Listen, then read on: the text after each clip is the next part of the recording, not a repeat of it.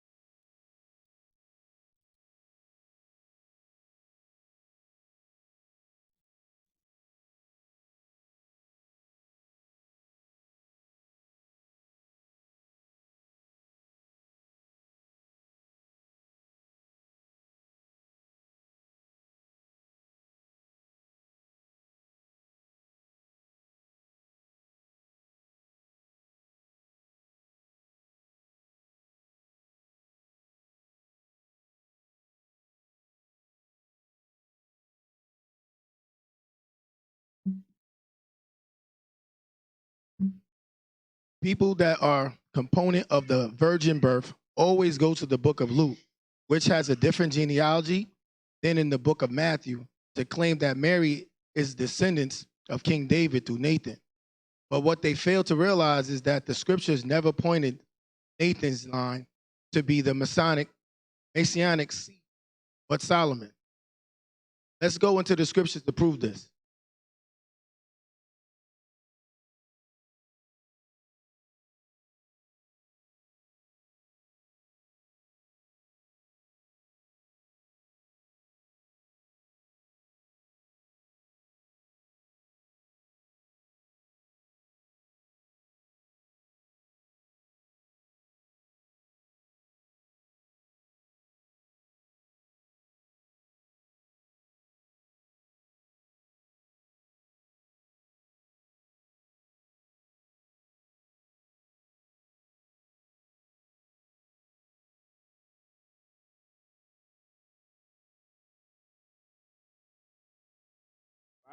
And we're going to kingship. So we're going to prove this. So let's go. Next slide. All right, so this is the scripture that everybody used to prove that Yeshua Christ could not have come through the seed of Joseph. But is that true? So let's read Jeremiah chapter 22. We're going to start at verse 28. The book of Jeremiah chapter 22, verse 28. Is this man Coniah a despised, broken idol? Is he a vessel wherein is no pleasure? Wherefore are they cast out? He and his seed. So right, it says that, is he a vessel wherein no pleasure? Wherefore are they cast out? He and his seed, right? His children. Continue. And are cast into a land which they do not. Verse 29. O earth, earth, earth, hear the word of the Most High. Verse 30, thus saith the Most High, write ye this man child, a man that shall not prosper in his days. So the Lord said to write this man Coniah, the king, to be childless, a a man that shall not prosper in his days. So here what's going on here. It says, write him childless, and it gave the definition of what that means. That a man shall not prosper in his days. Right? Continue. But no man of his seed shall prosper, sitting upon the throne of David, and ruling any more in Judah. For no man of his seed shall prosper, sitting upon the throne of David, and ruling any more in Judah. So a person will go here and say, see that? This is why we know that the Messiah, this is not the Messiah. We know that this is not Christ. We know that the person that came here who says that he came up from this lineage is not him. Because why? Because it says there is written this man childless. A lot of people would say this man doesn't even have children at all. I heard that doctrine before. Let's go to Matthew chapter 1 real quick. Let's go in the scriptures, read Matthew chapter 1. And we're going to read from the top.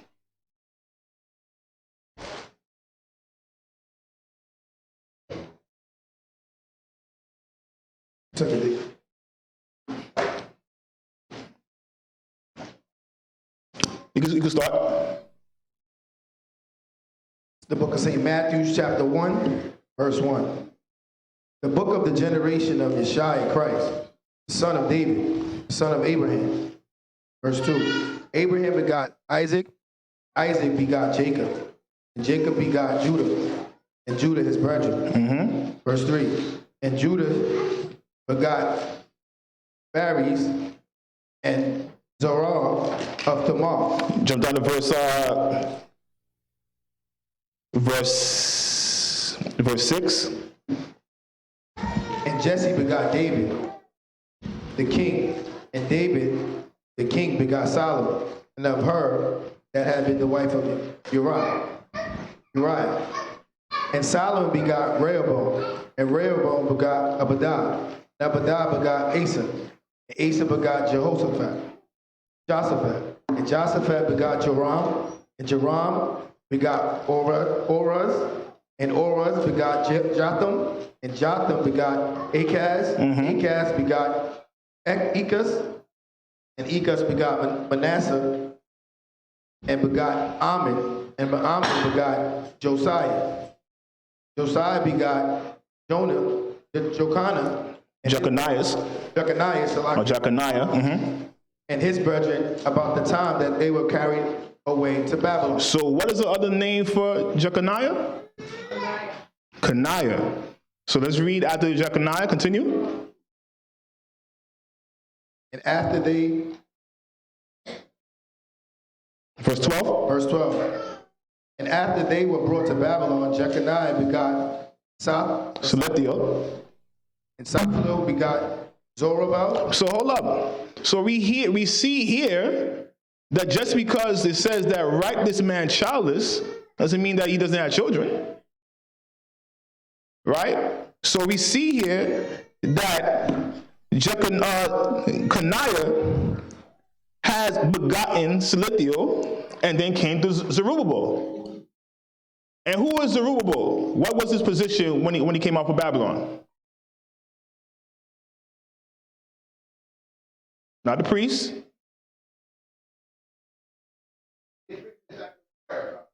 Yes, but he was not a priest. He's from the tribe of Judah, but what was he? What position what was given to him by Cyrus? Governor. Exactly. So he was the governor of Israel. He's the one that Cyrus put out there to help build back up Israel, right? So let's read Jeremiah chapter 22 again. The book of Jeremiah chapter 22, verse 28. So now we understand that he did have children, correct? All right. So let's read Jeremiah chapter 22, verse 28. Let's jump back down again. Is this man Coniah a despised broken idol? Is he a vessel wherein is no pleasure? Wherefore are they cast out, he and his seed, and are cast out into a land which they knew not? O earth, earth, earth, hear the word of the Most High. Verse 30, thus saith the Most High, write ye this man childless, a man that shall not prosper in his days. For no man of his seed shall prosper, sitting upon the throne of David and ruling anymore in Judah. So write this man childless, that shall not prosper in his days, for no man of his seed shall prosper, right? Sitting on the throne of David and ruling anymore in Judah, right? And I gotta I'm gonna bring that up later after Elder Gabar finishes, regarding why I believe when it says write this man childless. Because if you could look in Chronicles, he don't put Silithio as his son. Somebody totally different. So right? So we're gonna read into that as well. Right? So let's go to the next slide. Right. So even though the Lord told to write this man childless, we understand when the Most High promises something, doesn't take it back. He does not take it back. So when we know when the Most High says out of his mouth, I will do so, we know that's going to be done, correct? We know that when the Most High speaks, it does not come out void. So when he speaks about something and he says, I promise that this is going to happen, it will. Even if I say this man will be counted as childless. So we're going to read that in 2 Samuel chapter 7. And we're going to start at verse 12. It's the book of 2 Samuel chapter 7, verse 12. And when thy days be fulfilled, and thou shalt sleep with thy fathers, I will set up thy seed after thee, which shall proceed out of thy bowels, and I will establish his kingdom. Verse 13. He shall build an house for my name, and I will establish the thrones of his kingdom forever. For a short time? Forever. Forever. I will set up thy seed after thee, which shall proceed out of thy bowels, and I will establish his kingdom. He shall build an house for my name. I will establish the throne of his kingdom forever. Continue. Verse 14. I will be his father, and he shall be my son. If he commit iniquity, I will chasten him with the rod of men, and with the stripes of the children of men. But my mercy shall not depart away from him, as I took it from Saul, whom I put away before thee. Like 16. And thine house and thy kingdom shall be established forever before thee. Thy throne shall be established forever. And thine house and thy kingdom shall be established forever before thee. Thy throne shall be established forever. The Most High said his mercy shall not depart away from this lineage. And he meant that. Because why? His only begotten son had to come through that. This is the reason why the throne is going to be there forever. The kingdom is going to be there forever, because he's the last king. So this promise was already known that, yes, these people are going to do wickedness. Yes, this man's going to be right down childless. But my son has to come through this, and he will be king of Israel and all other nations. Thy throne shall be established forever. Continue. Verse 17. According to all these words, and according to all this vision, so did Nathan speak unto David. So right, so the prophet told David that the Most High said this throne is going to stay here forever. So when he says that, he means that. So even though in Jeremiah, it speaks about this man being made childless, it did not say anything about this throne being taken away. This kingdom will stand here forever once Christ is established, right? Next slide. All right, so let's go to 1 Chronicles chapter 22, start at verse 9. The book of 1 Chronicles chapter 22, verse 9. Behold, a son shall be born to thee, who shall be a man of rest, and I will give him rest from all his enemies round about. For his name shall be Solomon, and I will give peace and quietness unto Israel in his days. Verse 10. He shall build an house for my name. He shall be my son. I will be his father. And I will establish the throne of his kingdom over Israel forever. So right. So here again it proves, regarding the genealogy, that the kingship will not come out from Nathan. It has to come out from Solomon. All right. So we're going to speak about regarding the genealogy, regarding Luke. But again, the kingship does not come out from Nathan, but Solomon. Because the Most High said that he shall be my son, and I will be his father, and I will establish the throne of his kingdom, Solomon, over Israel forever. Through his loins will the Messiah come out from. 1 Chronicles chapter 28, verse 5. It's the book of 1 Chronicles chapter 28, verse 5. And of all my sons, for the Most High has given me many sons. He has chosen Solomon, my son, to sit upon the throne of... Read that again. And of all my sons, for the Most High has given me many sons. So from all my sons, David is speaking here, he has many sons. He had Nathan, he had Solomon, I believe he had three more. But he did not pick the other ones. He picked Solomon to continue the lineage of the kingship. Right? Continue. He has chosen Solomon, my son, to sit upon the throne of the kingdom of the Most High over Israel. Mm-hmm. Verse 6, and he said unto me, Solomon, thy son, he shall build my house and my courts, for I have chosen him to be my son, and I will be his father. 1 Chronicles chapter 29 and verse 1. The book of 1 Chronicles chapter 29, verse 1. Furthermore, David, the king, said unto all the congregation, Solomon, my son, whom alone the Most High has chosen. Read that again. Solomon, my son, whom alone the Most High has chosen. So again, we see here again that once again, David had many sons, but he did not pick Nathan to be the kingship. He picked Solomon alone. Right? Continue.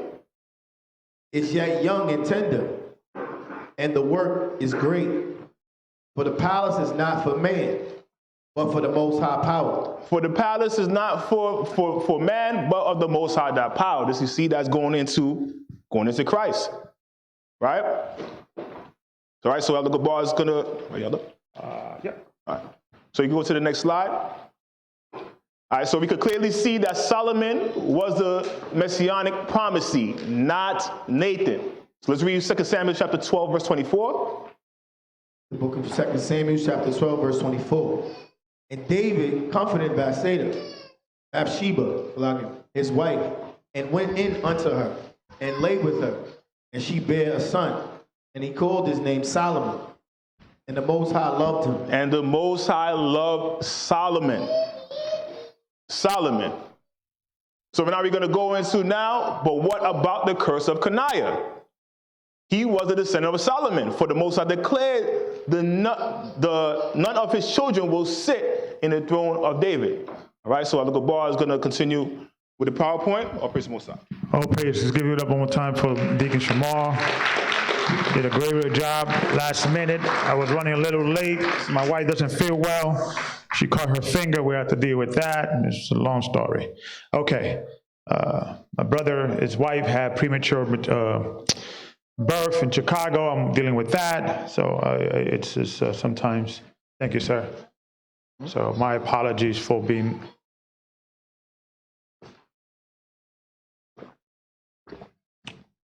So Deacon Shamar just went into basically setting up the stage and where we're going in today. Okay, so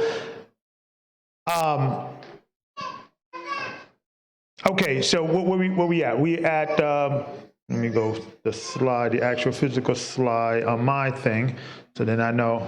Okay, so we could clearly see that Solomon was the Messianic promised seed, not Nathan. So when people say, well, Christ was a Judite through Mary, because in the Luke genealogy, most people believe that this is Mary's genealogy, right? That's what you hear across the world. And they'll use that argument to say, this is how the prophecy was fulfilled through Mary. That's how Christ is a Judite. But what the people felt to, what the Roman Catholic Church messed up at, when they began to throw that false doctrine in the world, wait a minute, did Nathan was the promised seed or Solomon? So that doesn't fix the problem. So let's say hypothetically Mary was a Judite and Mary was of the seed of Nathan. She is not the promised seed, if that's the case. Solomon is. Okay, so it still doesn't fix the problem if you're going to go that route. Okay, so let's go to next slide, right? So if people are going to accept that Mary is a Judite and that in Christ being a Judite through Mary, not to the lineage of Joseph, we should not find any messianic prophecy dealing with the lineage of Joccanyc, what's the guy's name?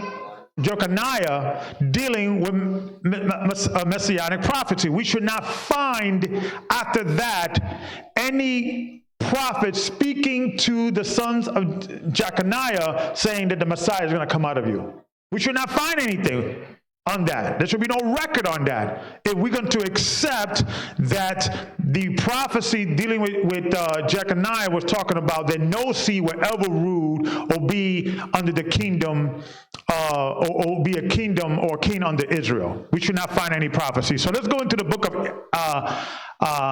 Haggai. Okay, chapter 1, verse 1. I want to set the stage real quick, and then we're going to, and this is, so let's set the stage. Read. The book of Haggai, chapter 1, verse 1. In the second year of Darius the king, in the 6th month, the first day of the month, came the word of the Most High by Haggai the prophet unto Zerubbabel. Zerubbabel, why he's even coming to Zerubbabel? Zerubbabel is descendant of Coniah. He's a cursed seed. Why he's going to him. And let's see what he's telling him. Read. Zerubbabel, the son of Shealtiel, governor of Judah. Well, you may hear sometimes people say, well, he was a governor of Judah. He was not a Judite. We don't, he could have been a Levi. You'll hear that argument sometimes, right? But we're going to prove that in the next slide. But let's keep reading. Slide down to verse 7. Now, to set the backdrop on this book is basically God reestablished the king line and also the priest line. This is the second temple. We're re-emerging as a nation, and the Most High establishing the government, right? So he's speaking to two particular people here. Read. Continue in verse 1. Verse 1? Yep, just continue in verse 1. Governor of Judah. Governor of Judah. And to Joshua. And Joshua. The son of Hosadac. The son of Hosadac. The high priest. The high priest. So he's speaking to these two individuals. And when you look at the scripture, we're going to go into this much further today. It was two particular families of Judah and Levi that the Most High was protecting. Why? We're going to get into that later. Okay. Jump down to verse 7. Book of Haggai, chapter 1, verse 7. Thus saith the Most High of hosts, consider your ways. Go up to the mountain and bring wood. And bring wood. And build the house. What house? The second temple. Read. And I will take pleasure in it. So, why is the Most High now dealing with a cursed man? Zerubbabel. If we're going to accept the scripture that that most people accept that scripture as, that Goccnyc is forever cursed, his seed forever cursed. That scripture is talking about that this man should not prosper in his lifetime. People miss that part in that scripture. That after he died, then that curse was lifted. We're going to go to also other commentary to go into that. Let's keep reading. He's building a house. Read. and I will be glorified, said of the Most High. Verse 9. Ye look for much, and lo, it come to little. And when ye brought it home, I did blow upon it. Okay, next slide. Okay, and to better prove that Zerubbabel was a Judite, when you go in the Septuagint, the same chapter, and every single time when it says the governor of Judah, in the Septuagint, it doesn't say the governor of Judah, it says the tribe of Judah. Every single time, the tribe of Judah. This is about the tribe of Judah. So to show that he's the same, and when you go into his genealogy is in Christ. When you go into the genealogy in Chronicles, it goes into that genealogy, the king line. So clearly he was a Judite, right? So you could go into that just in case somebody may use that as an argument where it says the governor of Judah, not the tribe of Judah. He was from the tribe of Judah. Okay, next slide. What slide? You don't have to read it. You could use. I'm just showing you that. Next slide. Okay, so let's continue reading. Verse 10. Okay, Haggai chapter 1, verse 10. Therefore the heaven over you is stayed from dew, and the earth is stayed from her fruit. And I call for a drought upon the land, and upon the mountains, and upon the corn, and upon the new wine, and upon the oil, and upon that which the ground bringeth forth. Right, so now he's telling Israel, or he's telling the government of Israel that go into the mountains, get some wood, let's build this mountain. I mean, let's build this temple, right? Jump down to verse 12. And Zerubbabel, the son of Shealtiel, and Joshua, the son of Josedek, the high priest, with all the remnant of the people, obeyed the voice of the Most High their power, and the words of Haggai the prophet, as the Most High their power has sent him. Jump down to verse 14. And the Most High stirred up the spirit of Zerubbabel. He did what? He stirred up the spirit. I thought he was cursed. He couldn't pick another son of Solomon. Solomon had 1,000 wives. I'm pretty sure he could have, right? I'm pretty sure he had like kids, at least 1,000 kids, right? He had one kid with each wife, right? 2,000, he has two each, right? Right? He had like, so you couldn't find one Solomon kid to fulfill this prophecy? Okay. Why they got to go to Nathan? It makes no sense, right? Okay. Which God never promised his seed. All right, so keep reading. And the Most High stirred up the spirit of Zerubbabel, the son of Shealtiel, governor of Judah, and the spirit of Joshua, the son of Josedek, the high priest. And for the record, just one wife, brothers. Okay, don't people sometimes will say certain. Well, elders say Solomon had 1,000 wives. It means it's okay to have 1,000 wives. No. Okay, I was just stating a fact. Okay, not a doctrine. All right, let's read. And the spirit of all the remnant of the people.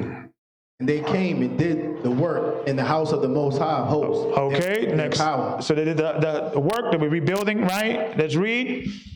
But, okay, let's just say, well, Elder Gabar, I haven't heard any Messianic prophecy towards his line. He just said the Most High put the Spirit upon him to, build the temple. But he was not a king, he was a governor, right? So you're not really proving your point, right? So let's keep reading. Verse 15. In the 4th and 20th day of the 6th month, in the 2nd year of Darius the king.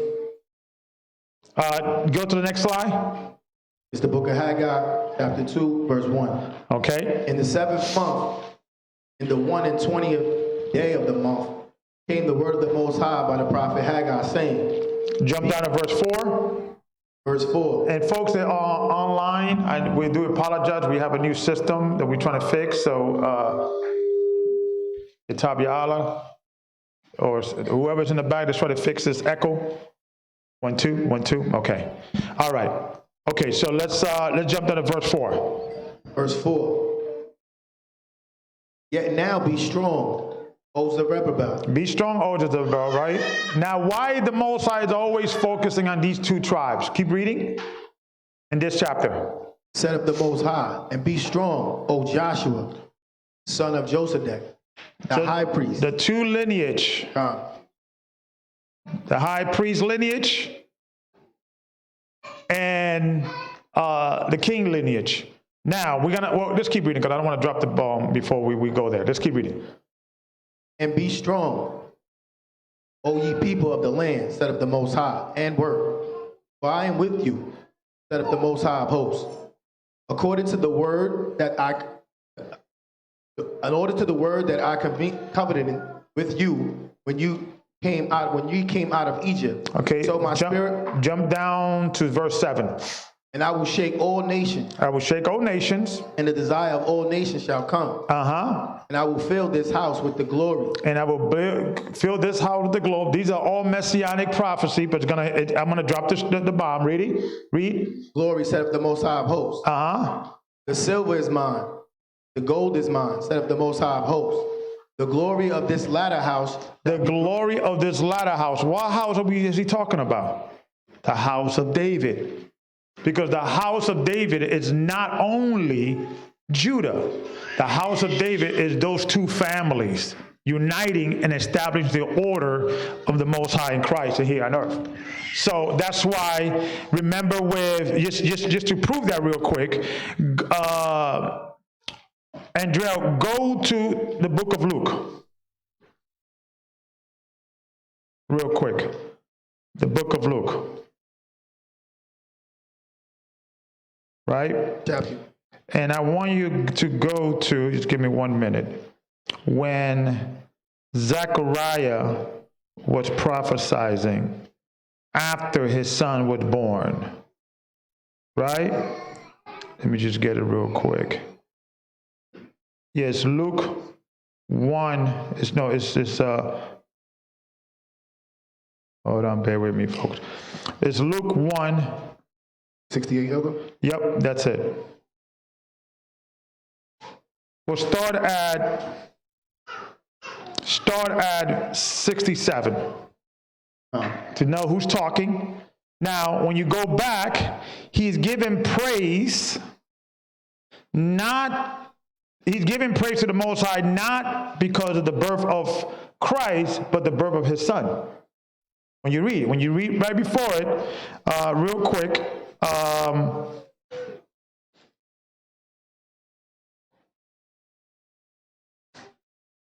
when you read before, it shows you that, but I want to just go straight to the point. Start at verse 67, right? This is after the Most High opened his mouth, right?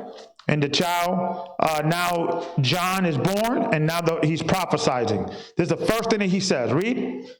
167, the book of Luke. It's the book of St. Luke, chapter 1, verse 67. And his father, Zechariah, was filled with the Holy Spirit and prophesied, saying, Blessed be the Most High power of Israel, for he has visited and redeemed his people. Verse 69. And he has raised up a horn. And he has raised up a horn. He's referring to his son, not Christ.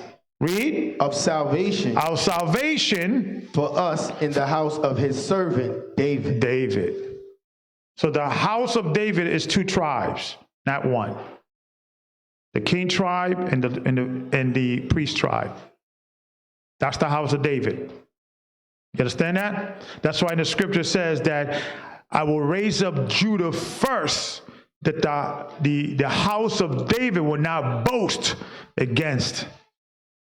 In the inhabitants of Jerusalem will not boast against him.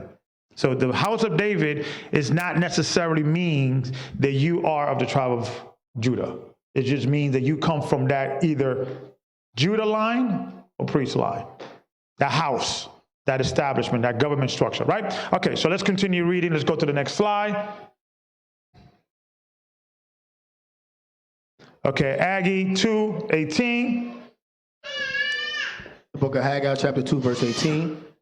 Consider now from this day and upward, for the 4th and 20th day of the 9th month, even from the day that the foundation of the Most High's temple was laid, consider it.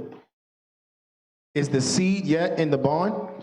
Yea, as yet the vine, and the fig tree, and the pomegranate, and the olive tree. Start off, where are you, 18? Start from on top. Again.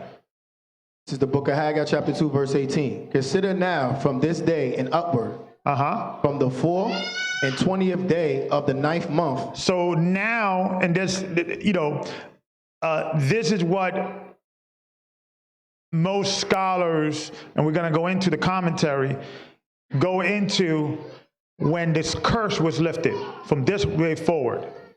So it's like when the prophecy went to Jezebel and also Joshua, that's when, because there was a curse in the house of Levi too. That's another lesson altogether. But this curse now was lifted, right? So let's read. Verse 19. End of 18. Even from the day that the foundation of the Most High temple was laid.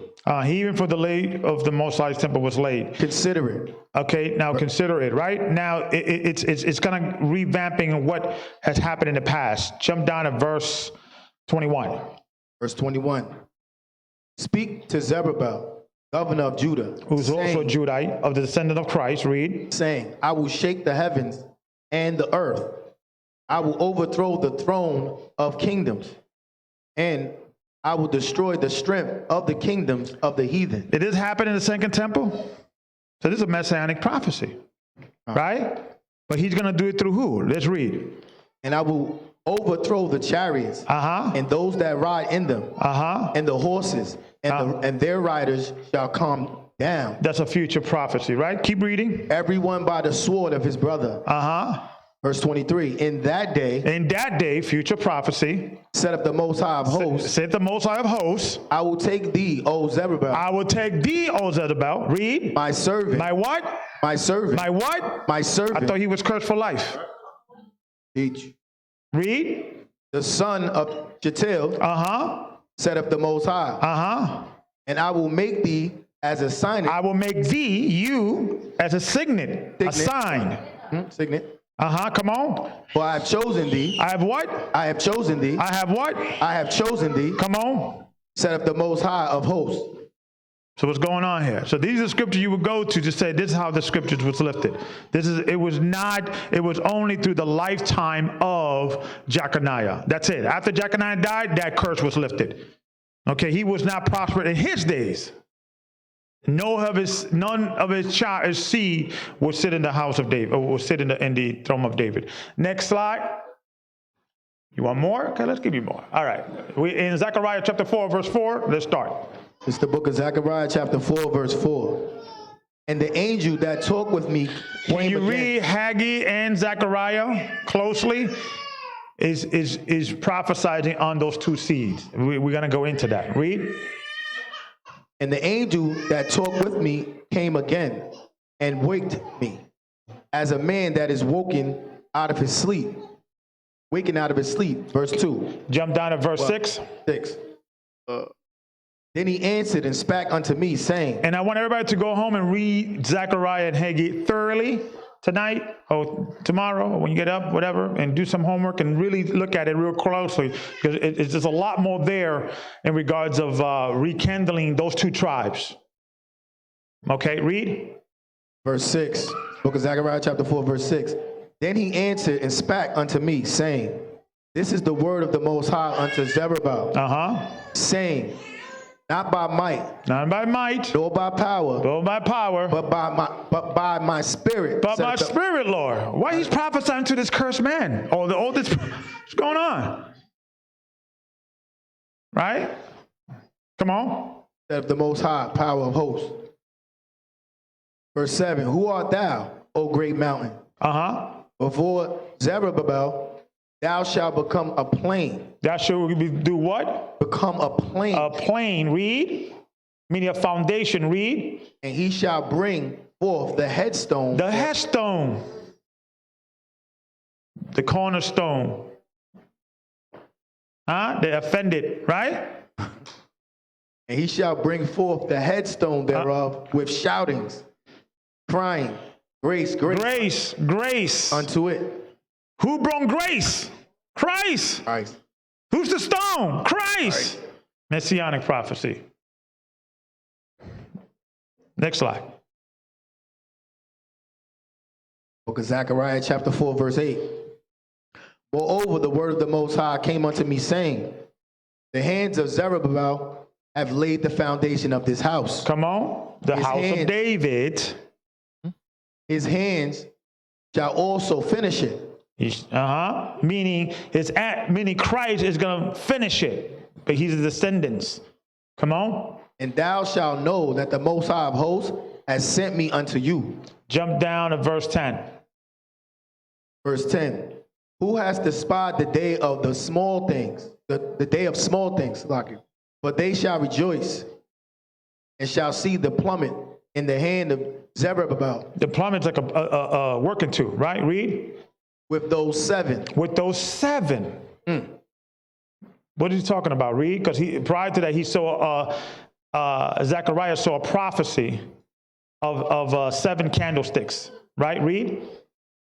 They are the eyes of the Most High. They are the eyes of the Most High. Which run to and fro through the whole earth.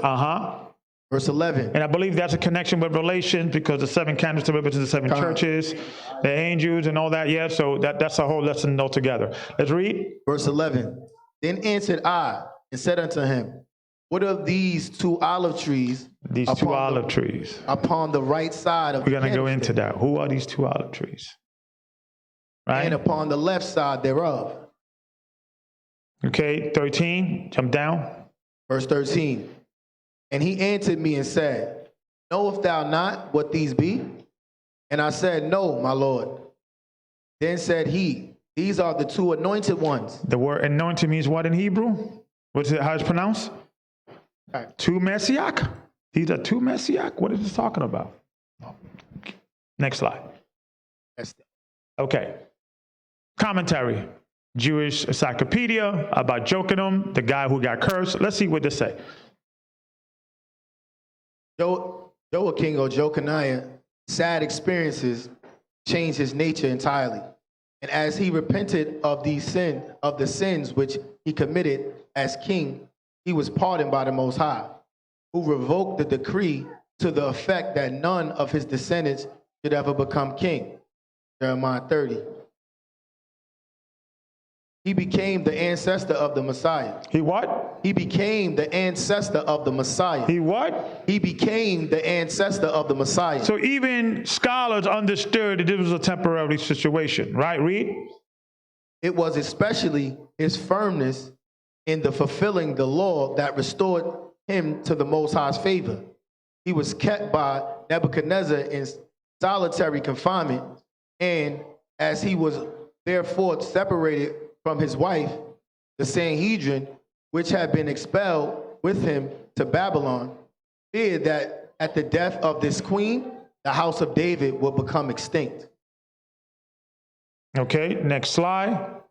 So what happened is, when you go into the much in depth, is that in his lifetime, he got arrested. He was in jail for the rest of his life. They separated him and his wife.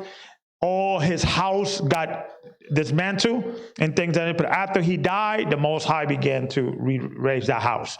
Right? Next slide. Okay. Okay. So remember about the 2 olive trees? The 2 anointed, right? Now, the word branch, I will bring forth a branch. What is it talking about? The righteous branch. It's Christ, right? I will a seed out of Jesse, right? A branch is associated with Christ, right? So keep that in mind. Zechariah chapter 3, verse 3. Who he's talking about? First, let's address who's the audience. Let's read. It's the book of Zechariah chapter 3, verse 3. Actually, that's chapter 1. That's a typo. It's 3 times 2, because sometimes, so chapter 1. Okay. Verse 1, excuse me. It's chapter 3, verse 1. Okay. The book of Zechariah chapter 3, verse 1. Okay, never mind that 3 on top. It's a 1. Okay, here we go. And he showed me Joshua the high priest standing before the angel of the Most High, and Satan standing at his right hand to resist him. Okay, so we know this scripture. So this is Joshua now. So this prophecy is specifically dealing with Joshua the Levite priest. Right? Keep in mind. Read. Verse 2. The Most High said unto Satan, the Most High rebuketh thee, O Satan, even the Most High that has chosen Jerusalem rebuketh thee. Is not this a brand plucked out of the fire? Come on. Now Joshua was clothed with filthy garments and stood before the angel. Right, because he just came out of captivity. So the Most High said, okay, this is going to be the high priest. Set him up, give him the new garment, give him the mitre. He's the high priest, right? Read. Verse 4. And he answered, spake unto those that stood before him, saying, take away the filthy garments from him. And unto him he said, behold, I have caused thine iniquity to pass from thee. I will clothe thee with change of raiment. And I said, let them set a fair mitre upon his head. So they set a fair mitre upon his head and clothed him with garments. And the angel of the Most High stood by. And verse 6, and the angel of the Most High protested unto Joshua, saying, thus saith the Most High power of hosts, if thou wilt walk in my ways, and if thou wilt keep my charge, then thou shalt also judge my house. If you should also judge my house. What house is that? The house of David. Right? Keep reading. Shall also keep my courts. And I will give thee places to walk among these that stand by. So in chapter 3 of Zechariah is referring to specifically to Joshua. In Zechariah chapter 4 is specifically addressing Jericho. Zerubbabel. Right? So we already saw the Messianic prophecy dealing with that tribe, right? Now we're going to go into Levi. Is there a Messianic prophecy dealing with Levi? Let's read. Verse 8. Hear now, O Joshua the high priest, thou and thy fellows that sit before thee. For they are men wonder at. For behold, I will bring forth my servant. I will what? I will bring forth my servant, the branch. The what? The branch. So why is it Christ is talking to a Levi about the king prophecy messianically? Is it possible that Christ was a Judite, half Levi, through Mary? We're going to get into that. Read. Verse 9. For behold, the stone that I have laid before Joshua upon the stoned, the same thing he told the Zerubbabel, he told Joshua. The stone, this house, the branch, these are all messianic references, right? Read. Upon one stone shall be 7 eyes. 7 eyes. What are those 7 eyes? The 7 candlesticks. 7 spirits, 7 churches. Read. Behold, I will engrave the graving thereof, saith the Most High of hosts, and I will remove the iniquity of that land in one day. Come on. In that day, saith the Most High of hosts, shall ye call every man his neighbor under the vine and under the fig tree. The fig tree is all associated with Christ, right? Does this prophecy means that the Messiah will come also through the bloodline of Levi? The priest? Let's search the scriptures. Okay, and I just want to give special thanks to Zechariah. Next slide, that he pointed out this to me. I read this years ago, and it's like you sometimes goes over your head. But the patriarch of the gospel of the patriarch, of the 12 patriarchs, right? The testimony of the 12 patriarchs, excuse me. When you look at the research of these records, okay, they have found fragments of the patriarch of the 12 patriarch in the Dead Sea Scroll. I think Naphtali, Jephthali, Ephraim, and I think Manasseh. Those I didn't have time which part was saved and which part was translated in English. I had time to do that because but to see if any part of that survived, because when you go into the history or the commentary of this book, scholar says there is a mixture of Jewish and Christian literature put together. And the reason why they say that is because you got terms like the land of God that takes away the sin of the world. That's a term that John the Baptist, so they'll consider that to be Christian, right? Things of that nature. So anytime the scholars see a document and the prophet is talking about an event that's going to happen in the future, they always say that book was written after the event.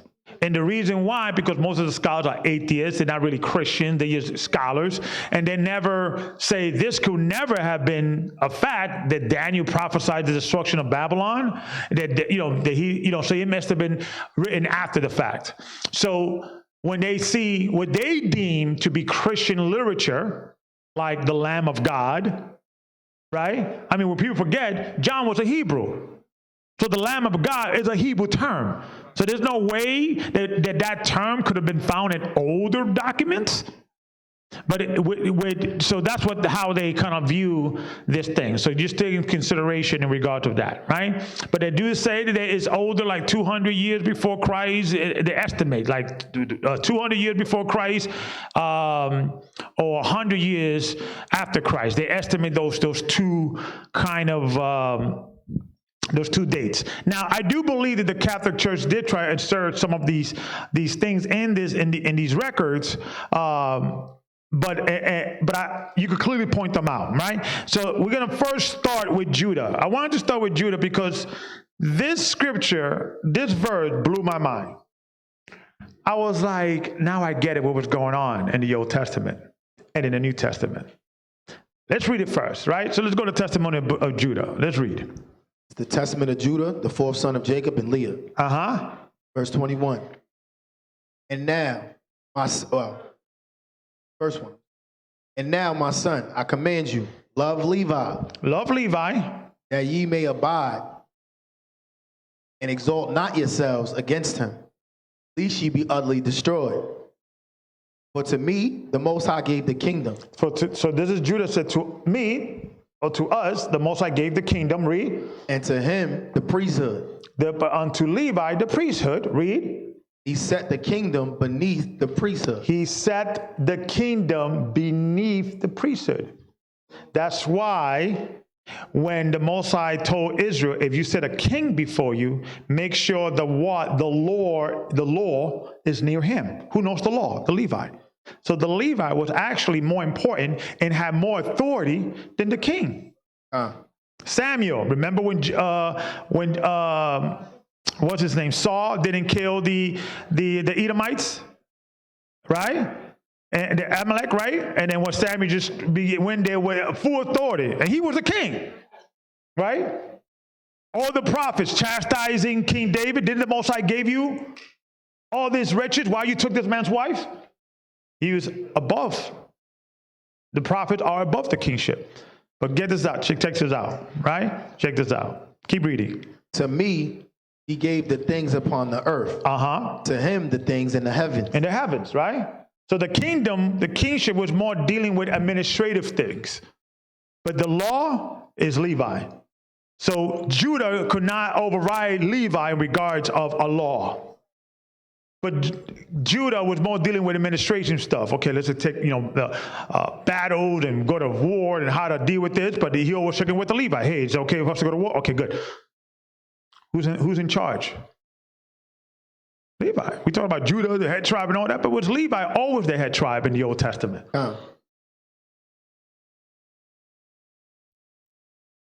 It was Levi. Okay? But check this out. Keep reading. As the heaven is higher than the earth, so is the priesthood of the Most High higher than the earthly kingdom. Come on. Unless it falls away. Unless the Levites falls away. Read. Through sin from the Most High. Is dominated by the earthly kingdom. Is done what? Dominated by the earthly kingdom. So, who were in charge in the time of Christ? The Levites, the Sanhedrin, the Pharisees, the Sadducees. These were all what? Levites. And here come Judah. So it's a checks and balance. Levi is on top of Judah, but if Levi go off, then Judah has to come take over. What did Christ did? You guys are doing wrong. Now I got to take over.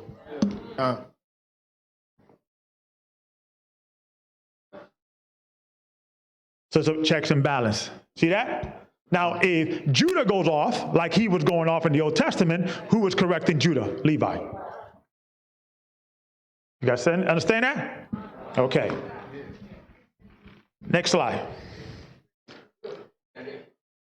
Okay. The testimony of Issachar. Let's see what he says. Let's read it. Testament of Issachar, the fifth son of Jacob and Leah. Verse 1.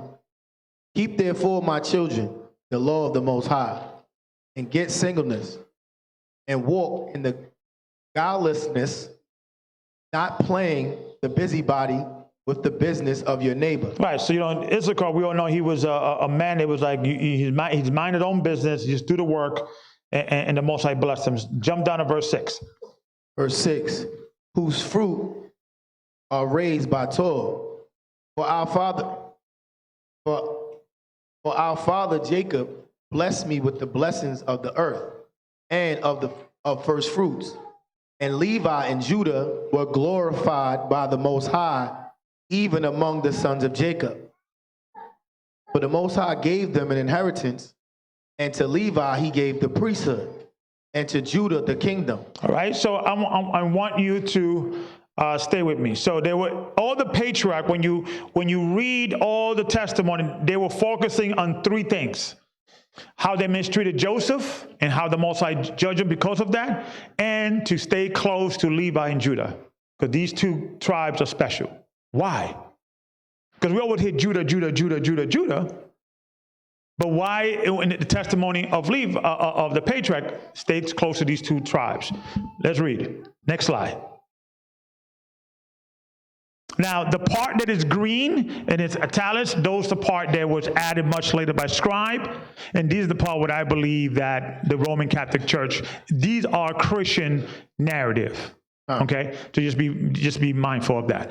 Okay, so we in the book of Simeon, my forefather. Let's read. Elder, you want me to read the green or skip over it? Say again? You want me to read the green or skip over it? Do both. Okay, got you. Do both. The Testament of Simeon, the second of Jacob and Leah. Verse 1.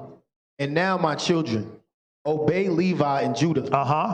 And be not lifted up against these two tribes.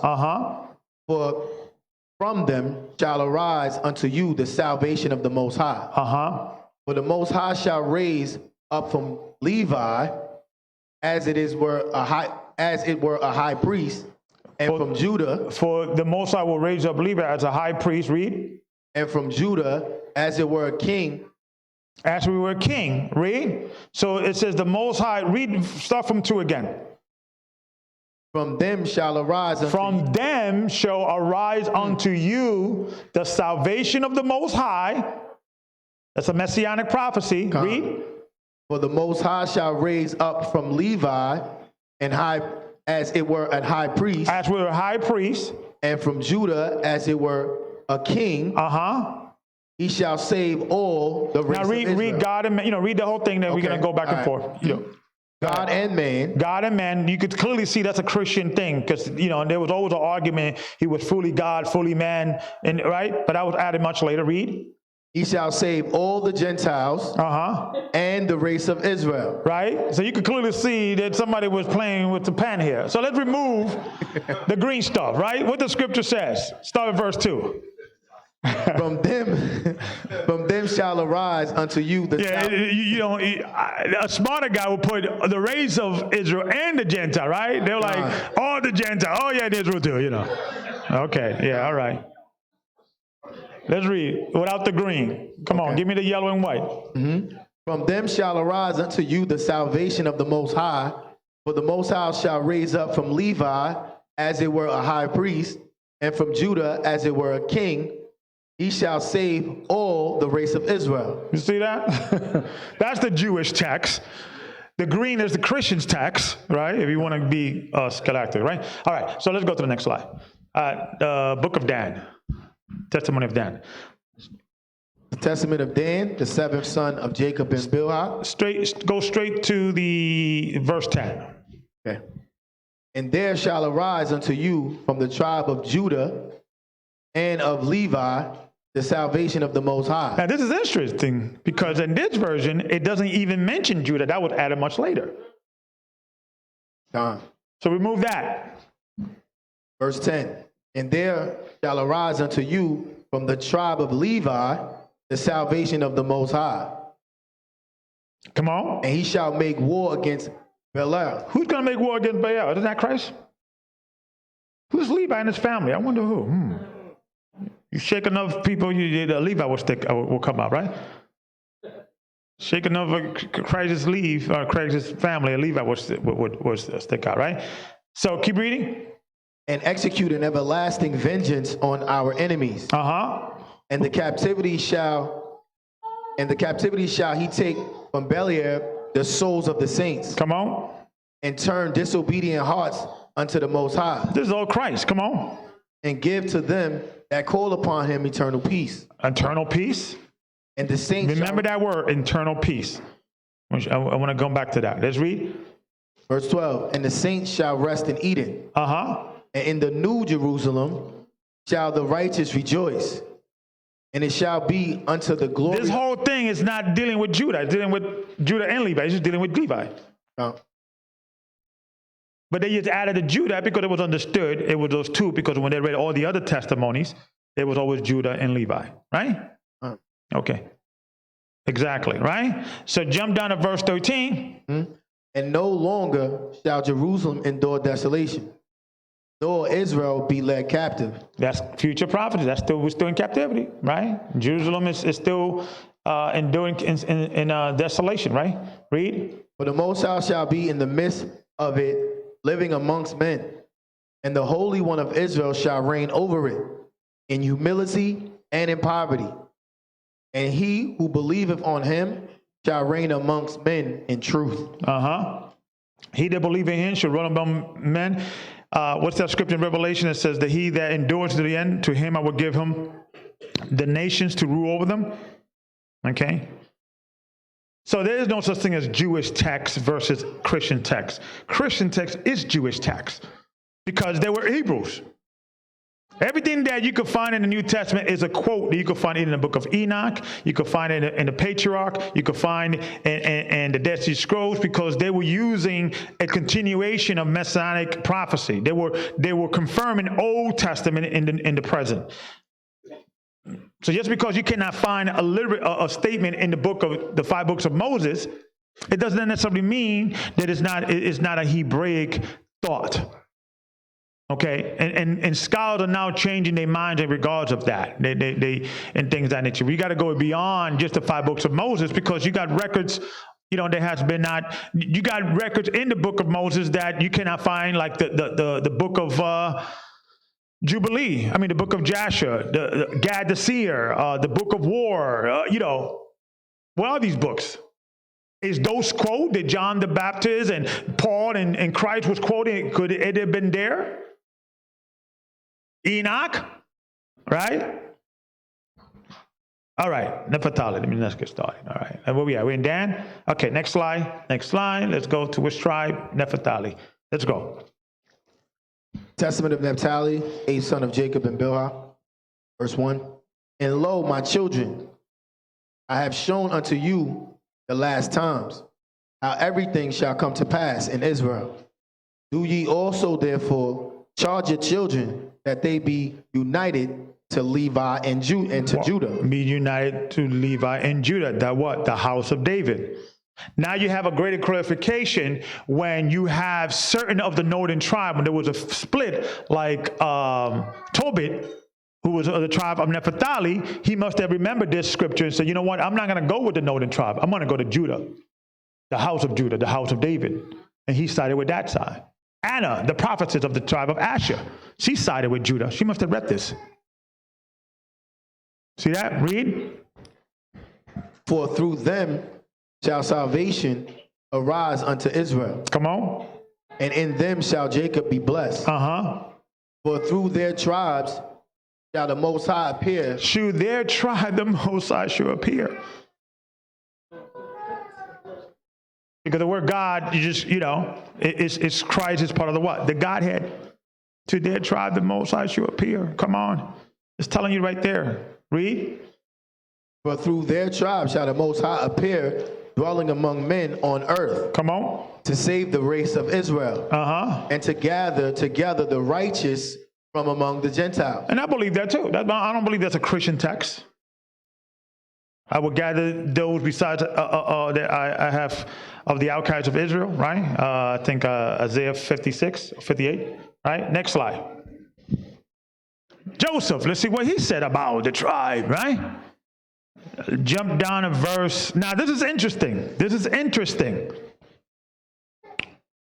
Because, start at verse 1. The Testament of Joseph. And I'm still trying to figure out this prophecy out. 11th son of Jacob and Rachel. Verse 1. Hear ye, therefore, me, vision which I saw. I saw 12 hearts feeding, and 9 of them were dispersed. Now the 3 were preserved, Salakia. But on the following day, they also were dispersed. And I saw that the 3 hearts became 3 lambs. Yeah, so I think, read 2 again.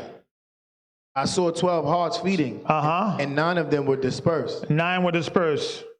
Isn't that the 12 tribes, the 9 tribe? Read. Now the 3 were preserved. 3 were preserved. Benjamin, Judah, Levi, and Benjamin. Okay, read. But on the following day, they were also dispersed. Come on. And the following day, 70 AD. I saw that the 3 hearts became 3 lambs. Come on. And they cried to the Most High. And he brought them forth into a flourishing and well-watered place. Yea, he brought them out of darkness into light. Come on. And there they cried unto the Most High till they gathered together unto them the 9 hearts. And they became. So they gathered. Please unite the 12 tribes. Right? Read. And they became as 12 sheep. Come on. After a little time, they increased and became many flocks. After these things, I saw, behold, 12 bulls were sucking 1 cow, which produced a sea of milk. There drank thereof the 12 flocks and innumerable herds. And the horns of the 4th bull went up unto heaven and became a wall for the flocks. And in the midst of the 2 horns, there grew another horn. And I saw a bull calf which surrounded them 12 times. And it became a help to the bulls holy. Holy, read. And I saw in the midst of the horns a virgin. And I saw in the midst of the horn a virgin. Now, I believe that this is not added. The term virgin is not necessarily means, a woman that has not been touched. It just means a young woman.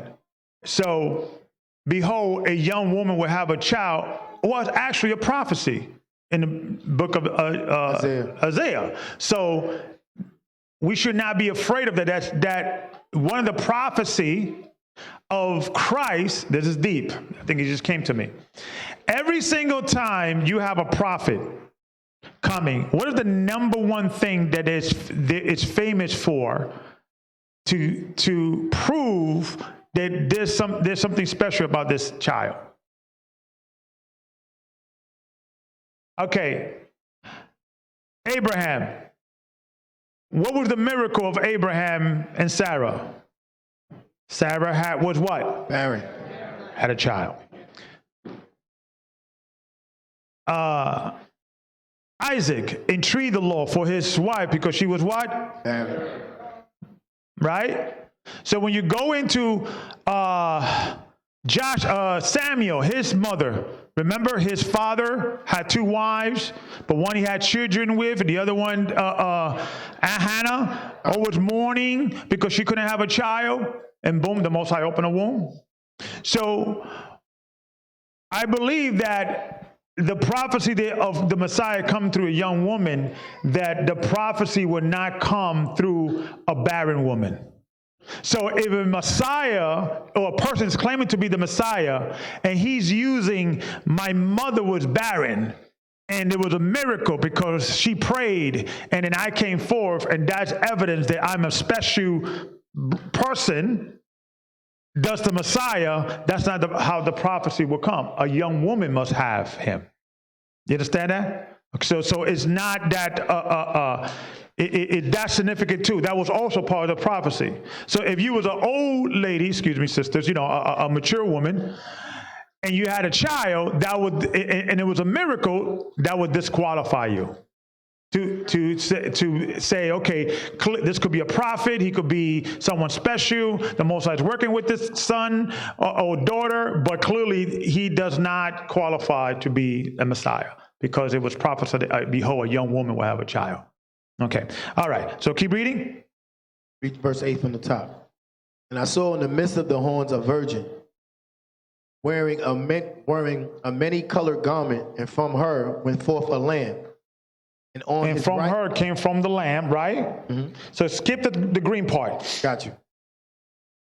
And I saw in the midst of the horns a virgin, went forth a lamb, and on his right was as it were a lion, and all the beasts and all the reptiles rushed against him.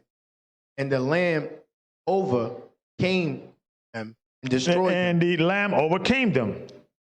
Isn't that in the book of Revelation? And all the nations that were fighting against each other turned when they saw the Son of Man and fought against him that sit in the white horse? So there's nothing in the New Testament you can never find in one of the old scrolls of the Hebrews.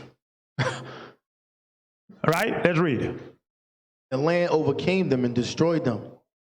The bulls rejoiced because of him, and the cow and the harts exulted together with him. And these things must come to pass in their season. Do ye therefore, my children, observe the commandments of the Most High, and honor Levi and Judah. Honor Levi and Judah. Read. For from them shall arise unto you the Lamb of the Most High. Come on. Who taketh away the sin of the world. Now, the Lamb of the Most High was, they take away the world. I have to be fair. They probably added that. But it was understood that they was taken out from previous reference, like through the virgin will come forth the Lamb.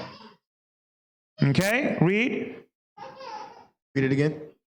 Yeah, read it again without the green. Okay. Do ye therefore, my children, observe the commandments of the Most High, and honor Levi and Judah. For from them shall arise unto you one who saveth Israel. Who saveth Israel. And you see they added all the Gentiles in Israel. They're doing that again. But if you read the stuff that they added, you can clearly see it's still converting that the Messiah is going to come through Christ. It's going to come to Judah and Levi. Right, keep reading. And from his kingdom. You all right? Okay. Go ahead, brother. I'm sorry. And honor. Yeah. And verse 12. For his kingdom is an everlasting kingdom, which shall not pass away. So we all know that's Christ. Okay? We all know that's Christ. Next slide. Let's see what Levi say. Okay. Let's go straight to the point. Start 11. Testament of Levi, third son of Jacob and Leah, verse 11. And by thee and Judah. So here's Levi saying, by thee, meaning by you children. Read. By thee and Judah. And Judah, read. Shall the Most High appear among men. Saving every race of men. What else do you need? Yeah. Now you know why they took these out. And it's funny why you could never find the ancestry or the genealogy of Mary. I tried. I believe they took it out. I believe it was a conspiracy to take that genealogy. I believe Mary was the descendants of the high priest, and she was fulfilling the prophecy, marrying the man who was the descendants of the king, making what? The new covenant, the Melchizedek order, priest and king. And they took that out. It was a conspiracy. The elder and I, we were up last night going into this, and it's funny because check this out. The emphasis of Mary. You wonder, why did the Catholic don't use that? Right? Because it clearly talks about the virgin birth and everything, right? But when you look at the commentary said that the reason why this was not added because the writer did not know or were accustomed with Jewish custom. So there was a lot of mistakes in the writings. Like, for instance, Mary was dedicated to the temple. Only a Levi will be dedicated to a temple. So how can she be a Judite? Now, in there, it states that she was of the family of David. Sometimes you see the tribe of David, other times you see the family. So I need to know what Greek language, because the word family and tribe could be the same. But like Zechariah was praising that the Most High blessed the house of his servant David, and he was including his son, the Levi, John the Baptist. Just because you are of the family of David does not necessarily mean that you are a Judite. You are between those two families, the household. You're in the family. It was a family and things. And I'm trying to do research because I believe this was not the first time that a Judite and a Levite married. I'm doing research. Who are the women that these men were marrying?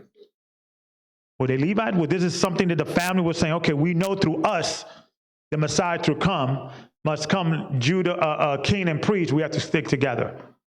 Because clearly there was some connection there. Elizabeth, the cousin, she was a Levite. So clearly there was these two tribes kept very tight, right? In regards to that, right? So next slide. Okay, let's see what Gad says. Come on. Testament of Gad, ninth son of Jacob, Zilpah, verse 1.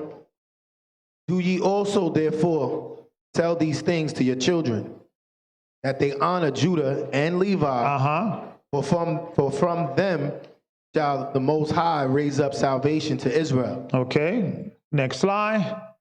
Make sure you write these scriptures. Okay, this is interesting. I want to kind of give both copies. Okay, there is two translation of the 12 patriarchs. Okay, this is, you could find one here, right? The first patriarch. Okay, this one here is the one in the bottom, which is not Charles, R.H. Charles, is Ruffenberg H. Platt, right? Okay. I gotta get you know how they got those glasses that it's like half, you can see far, and I'm fighting, reality, but I think I have to. It's like I only see clear, I can't see far, so I'm like, and this doesn't help because it's not, you know what I mean. Getting whole sucks. Okay, here we go. All right, so when you go to J.S. Charles, it reads a little different. Now, I thought it was kind of interesting, so I want to add both. So I don't know if Charles was using one manuscript and this guy Platt was using another one. I'm doing my research, but it's kind of interesting. So let's read Charles first. It's the book of Testament of Benjamin, 12th son of Jacob and Rachel. Verse 1. This is Benjamin, right? So see if you guys who he think he's talking about in the Charles version. Read. And I shall no longer be called a ravening wolf, on account of your ravage, but a worker of the Most High, distributing food to them that work what is good. And there shall rise up from my seed. From my seed. In the right? In the latter times. In the latter times, read. 1, beloved of the Most High. Beloved of the Most High. Hearing upon the earth his voice. Hearing upon the earth his voice. Read. And a doer of good pleasure, and a doer of the good pleasure of his will. To do what? Enlightening with new knowledge all the Gentiles. All the Gentiles. Even the light of knowledge. Who do you think he's talking about here? Paul. So Benjamin, listen, I'm not going to prophesy for Christ. All my brothers did that. Let me prophesy by my Paul. He got greedy, so I don't know what happened, right? But he was prophesied about Paul. That's interesting.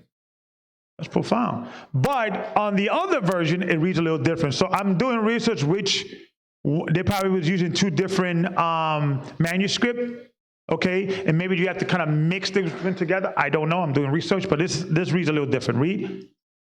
Can you? The next version? Yeah, the one in the bottom. Okay. Testament of Benjamin, Forgotten Books of Eden, verse 25.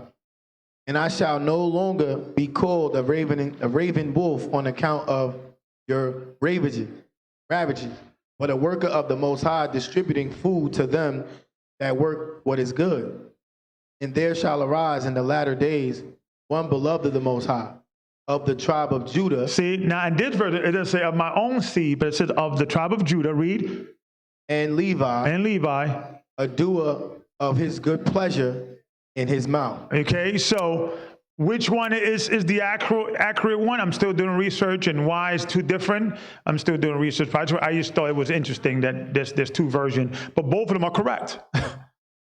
Both of them, Benjamin had a ancestor or descendants of him that would go and enlighten the Gentiles, a chosen vessel. That's the exact quote with the Most High told the Jews that he is a chosen vessel. Right? That he will, okay? So I just thought that was interesting. All right, so let's go to the next slide. Okay, we all know that we all got this book, right? But I came across something very interesting in the commentary of the infancy of Mary. You can find the infancy of Mary in here, right? So let's go to the next slide. So in this is actually the commentary here. Where are you? In the beginning of the book, mostly in the beginning. Pretty much in the beginning. And I like this book because they show like actual, real description about Messiah and our prophets, right? Okay, so let's go to the next slide. I mean, let's stay in that slide and let's read it. So this is the commentary. So we're reading this right here, right? Okay, so let's read it. Pay attention, right? Read. Lost books of the Bible, the gospel of the birth of Mary. In the primitive ages, there was a gospel extant bearing this name. So in the primitive time, there was a gospel bearing this name. Read. The infancy of Mary, right? And this goes by different names, the gospel of James, the gospel of Thomas, the infancy of Mary, it goes by different names, right? And I'm trying to see if there's different variations of the same story. Read, because some of them do read a little different. Read. Attributed to St. Matthew and received as genuine and authentic by several of the ancient Christian sects. Come on. It is to be found in the works of Jerome, a father of the church. He was a so-called father. He was a thief of the church, a Roman pagan. He's another thing I'm going to do a history on this. He was known for embellishing stuff, getting all the records. This guy was a murderer. This guy was not a saint, but we'll do the history on Mr. Jerome in the future. Let's read. A father of the church who flourished in the 4th century. But whereas the present translation is made. Where is the present translation made? So he is responsible for editing and translating the birth of, or the gospel of the birth of Mary, right? He's responsible for the version that we have today. Read. His contemporaries, Epiphanius. His contemporary, another guy, another loser, satanic guy who's trying to bring heretic doctrine, right? Read. Epiphanius, bishop of Salamis, and Austin also mentioned a gospel under this title. You got to speak a little clearer so they can hear you, Ak. Fix that mic. His contemporaries, Epiphanius, the bishop of Salamis, and Austin also mentioned a gospel under this title. Also mentioned a gospel under this title. Right? So these two guys, Jerome and this, what's his name? Felicius, was arguing. And he was bringing an argument against Jerome. And myself and Elder Rawchaa, we were going into this history last night. And what we believe is that what the Roman Catholic Church was doing, they were establishing behind the scenes these heretical churches to come across as being the good guy. So they will bring in all these, similar to like the Muslims. When you go into the history of that, like that Satan's Angels Exposed, the Catholics started the Muslims, and then they just got out of hand. They took over and things of that nature. So the Catholic was basically, their job is to establish order through chaos.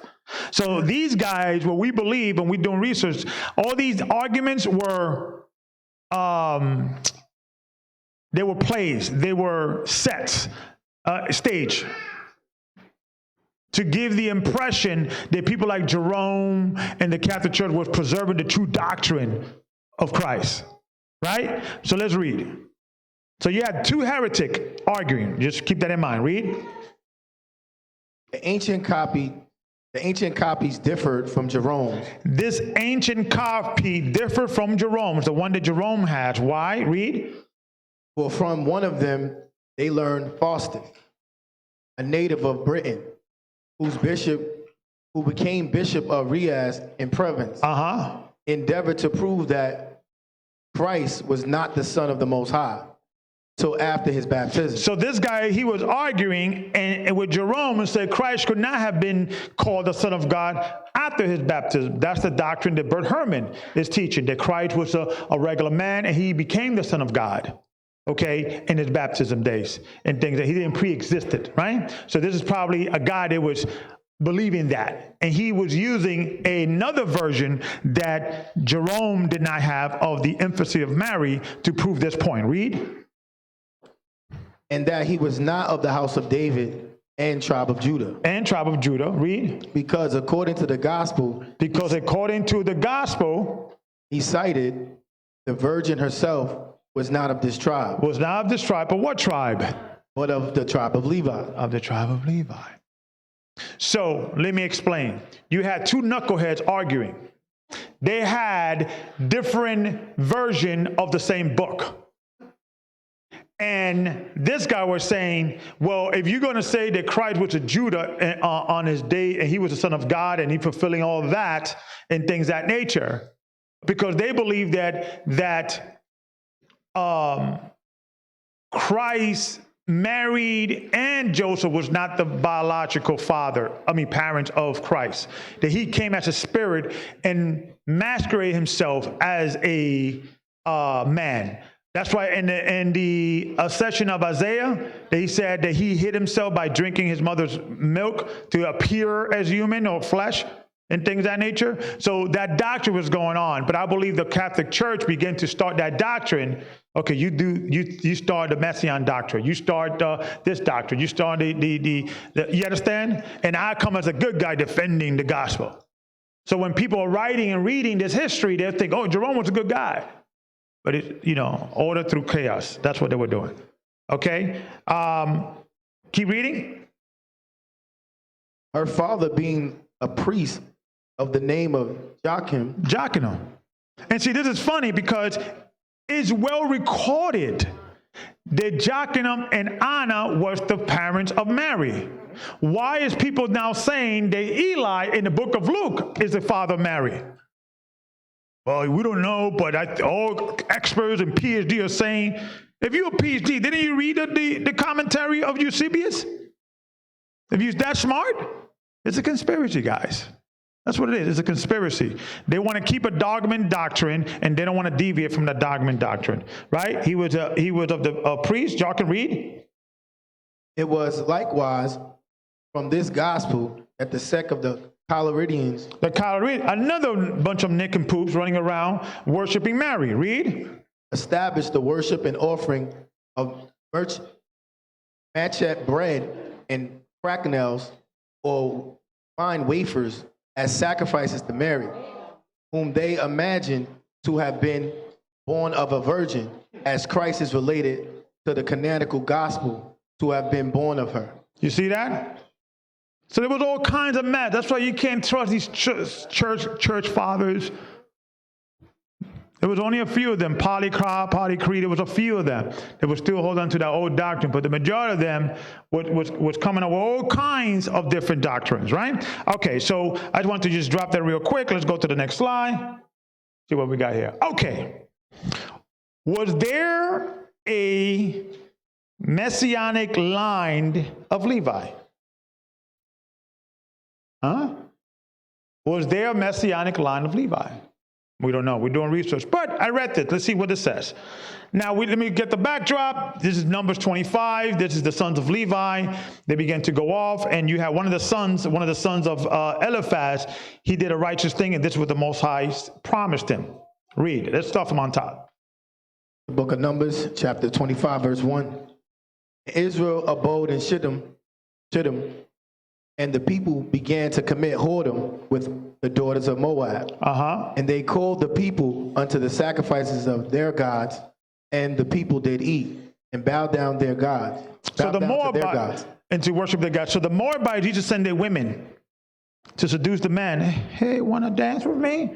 Want to worship my God with me? And the guy's like, oh, I'll try anything once, right? And the Most High got upset, right?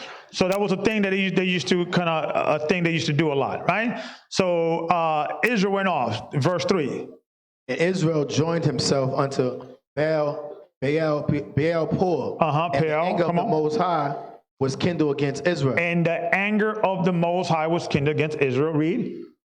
And the Most High said unto Moses, take all the heads of the people and hang them before the Most High. Take all the heads. Who are the heads of the people? Was he talking about Judah? Levi. Or Levi? Take all the Levites and do what? Hang them before the Most High against the sun. Take them out. Read. That the fierce anger of the Most High may be turned away from Israel. And Moses said unto the judges of Israel, slay every one his men that would join unto Baal Peor. And behold, one of the children of Israel came and brought unto his brethren Midianish women in the sight of Moses and in the sight of the congregation of the children of Israel, who were weeping before the door of the tabernacles of the congregation. Come on. And when Phinehas, the son of Eleazar, pay attention. The son of Aaron, the priest, he was a Levite, come on. saw it, he rose up from among the congregation and took a javelin in his hand. And he went after. Took them out. Right? Judgment. Because the Levites were what? The judges. They were judging. They were the one that were police officers, prosecutor, defender. They were the court system. Right? Read. They got sentenced to death because the sentence of worshiping other gods is death. Right? And he went after the men of Israel into the tent and thrust both of them through, the man of Israel and the woman through her belly. Okay, verse 9. Now check this out. Read that. Now start at verse 10. Pay attention. And the Most High spake unto Moses, saying, this is what the Most High is saying. Read. Phinehas, the son of Eleazar, the son of Aaron the priest, has turned my wrath away from the children of Israel. You know, because he did that, I'm gonna change my mind. Read. While he was zealous for my sake among them, that I consume not the children of Israel in my jealousy. So when you have certain situations like when people say, well, if God doesn't change his mind because God changed not, how is he could change his mind? He doesn't change his mind when he swears by his name. When he declares, there was, but if he will say, listen, you're wicked, I'm going to destroy this city because you guys are wicked, and that city repents. When he says, I'm going to destroy the city because you're wicked and yada, yada, yada, that city repents like Nineveh, right? He changes his mind. So it's only when he swears by his name, or he said a covenant between me and thee, an everlasting covenant. Now you could take that to the bank. Okay. All right. So let's read. While he was zealous for my sake among them, that I consume not the children of Israel in my jealousy. Wherefore say, behold, check this out. I give unto you. I give unto him my covenant. Unto him. Who he's giving to him? Then remember that name. How you pronounce the name? Phinehas. Levi, you should name your kids that name. Try to pronounce, maybe the Hebrew version. I don't know. Phinehas. I don't know how you say that in Hebrew, but I'm going to find out. Read. Verse 13. And he shall have it. And he shall have it. Read. And his seed after him. And his seed after him. He says, wherefore says, behold, I give unto him my covenant of peace. And he shall have it. And his seed after him. That sounds like a prophecy, the same thing that God told David. Come on. And his seed after him. And everlasting, let me read it. An everlasting covenant. Okay. And even the covenant of an everlasting what? Priesthood. His seed will have it. Everlasting. Whatever happens, your seed is always going to be a priest. Everlasting priest. Who's known for being an everlasting priest? Just checking. Could there be a Levi in his family somewhere? Yeah, they got to be, right? They better be to fulfill the prophecy, right? Okay, read. Next slide. Okay, this is Phineas. I cannot pronounce that name. Phineas. I gotta get the Hebrew version of this name. This is the Strong's, and this is what you read in the Blue Letter Bible in regards of this brother, this righteous brother. Read. Lexicon Strong's 86372. Phineas, mouth of brass, son of Eleazar and grandson of Aaron. His zealousness for the Most High averted a plague on Israel, gained him the promise of the Most High of an everlasting priesthood in his family. In his family. Family. The house of David, the family. And his family is always going to be that descendants in his family. Right?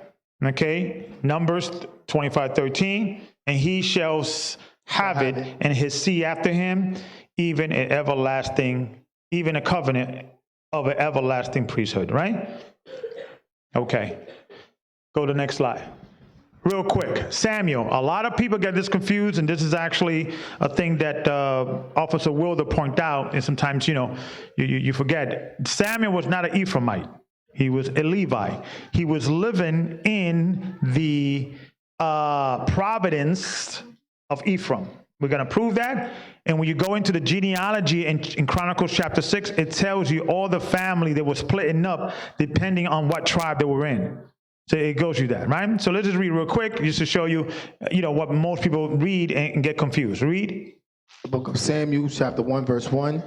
Now, therefore, was a certain man of Rawchaa Zophim of Mount Ephraim, and his name was Elkanah. Elkanah, the son of Jeroham, the son of Elihu, the son of Tohu, the son of Zaph, and Ephratite.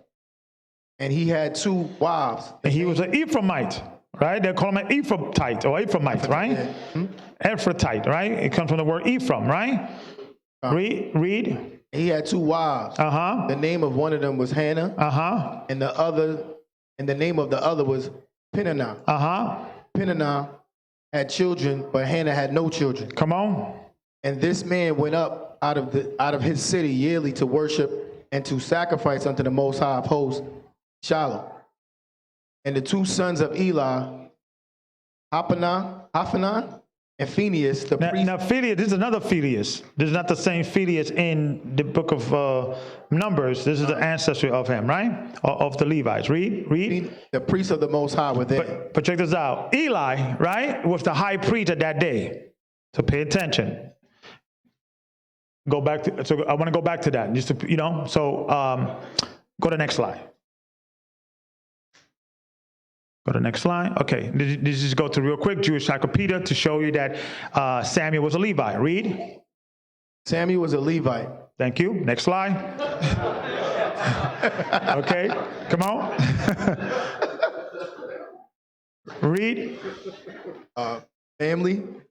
Samuel's mother was Hannah, and his father was Elkanah. Elkanah lived in Ramatha, in the district of Ufa. The genealogy is also found in the pedigree of the Korathites. 1 Chronicles chapter 6, 3-15. So his genealogy of him being a Levite is found in 1 Chronicles chapter 6, right? We're going to go into that real quick. Read, showing he was a Levite. Read. In that Haman, the Israelite, apparently his grandson, 1 Chronicles 6, 18-33. According to the genealogy, according to the genealogical tables in Chronicles, Elkanah was a Levite. A fact not mentioned in the books of Samuel. Come on. The fact that Elkanah, a Levite, was denominated an Ephratite or Ephraimite is analogous to the destination of Levite belonging to Judah. So what it's saying is that this is not denoting his tribe, it's just denoting his geographical location where he came from. Because every Levi had a province with each tribe. They didn't have a lot, guys. And they gave you an example, Judges 17:7 as an example, okay? All right, next slide. Okay, so this is something interesting because he was a direct descendant of Thessanias. Go to the next slide. You keep reading, go to the next slide. No, I'm sorry, go back. It's funny because I'm saying going to the next slide, and then I'm looking at my thing thinking, I got to. So which one you want, Chronicles? Right. Or the other? Okay, so when you go, 1 Chronicles chapter 6, when you read all the sons, you got Samuel. See that? Samuel? Read 27. Verse 27. Elub, his son, Joram, his son, Elkanah, his son, and the sons of Samuel, the firstborn, You see? Bashani and Abinah. Okay, so remember when the Most High said that there will always be a priesthood in your family? Samuel is a direct descendant of the son of Eliphaz. The priest or the Levite of the Most High promised that forever your seed will always be a priest unto me, right? But, let's go to the next slide. But Eli, the house of Eli, the priest at that time, is a direct descendant of who? Aaron through what? The brother, because this is the brother of the son of Eleazar, what the sister just said. All right, so that when you go into the Strongs, it shows you that. So the prophecy was not dealing with his family. Because remember with the whole argue with Nathan versus Solomon, the same thing here. It was not through this guy. It was through the son of Eleazar. You guys understand that? Which Samuel was. And there's the prophecy of what happened because the Most High removed the son of Eli because they were wicked. And the Most High prophesied that the same thing he prophesied with Goccnyc, that no son of yours will be in my seat. But another one will rise. Pay attention. Samuel, first Samuel chapter 2, verse 22. 1 second, Elder.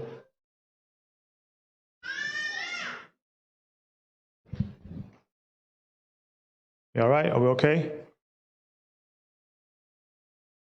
All right. The book of 1 Samuel. I'm starting to realize that when you read these stories, you don't. Last night I was like really reading, and these things really came alive because if you invested on these two families, these little stories where you think it's insignificant, it makes more sense. It brings them alive because it's really, the story is not about Israelites. It's really about the two families that are in the nation of Israel that will come to Messiah. When you read it, I'm looking at a lot of things. It's like, wait a minute, this makes sense. Why did they even mention this? Things of that nature. That this king stepped down and that king got up and this priest and all that. Because there was a battle between the forces of good and the forces of evil. That seed continue, and Satan trying to destroy it or dethrone or put somebody else in there, but it was really that seed, those two seed, preserving those two seed, that family of David. Because the reason why they got typecast the house of David, because it was through David that he established that order for the first time, that righteous order. Okay, so let's keep reading. Book of 1 Samuel chapter 2, verse 22. Now Eli was very old and heard all that his sons did unto all Israel, and how they lay with the women they assembled at the door of the tabernacle of congregation. And he said unto them, why do ye such things? For I hear of your evil dealings by all this people. Come on. They, my son. Okay, so now go down to 1 Samuel. What's going on? What they can't see what we.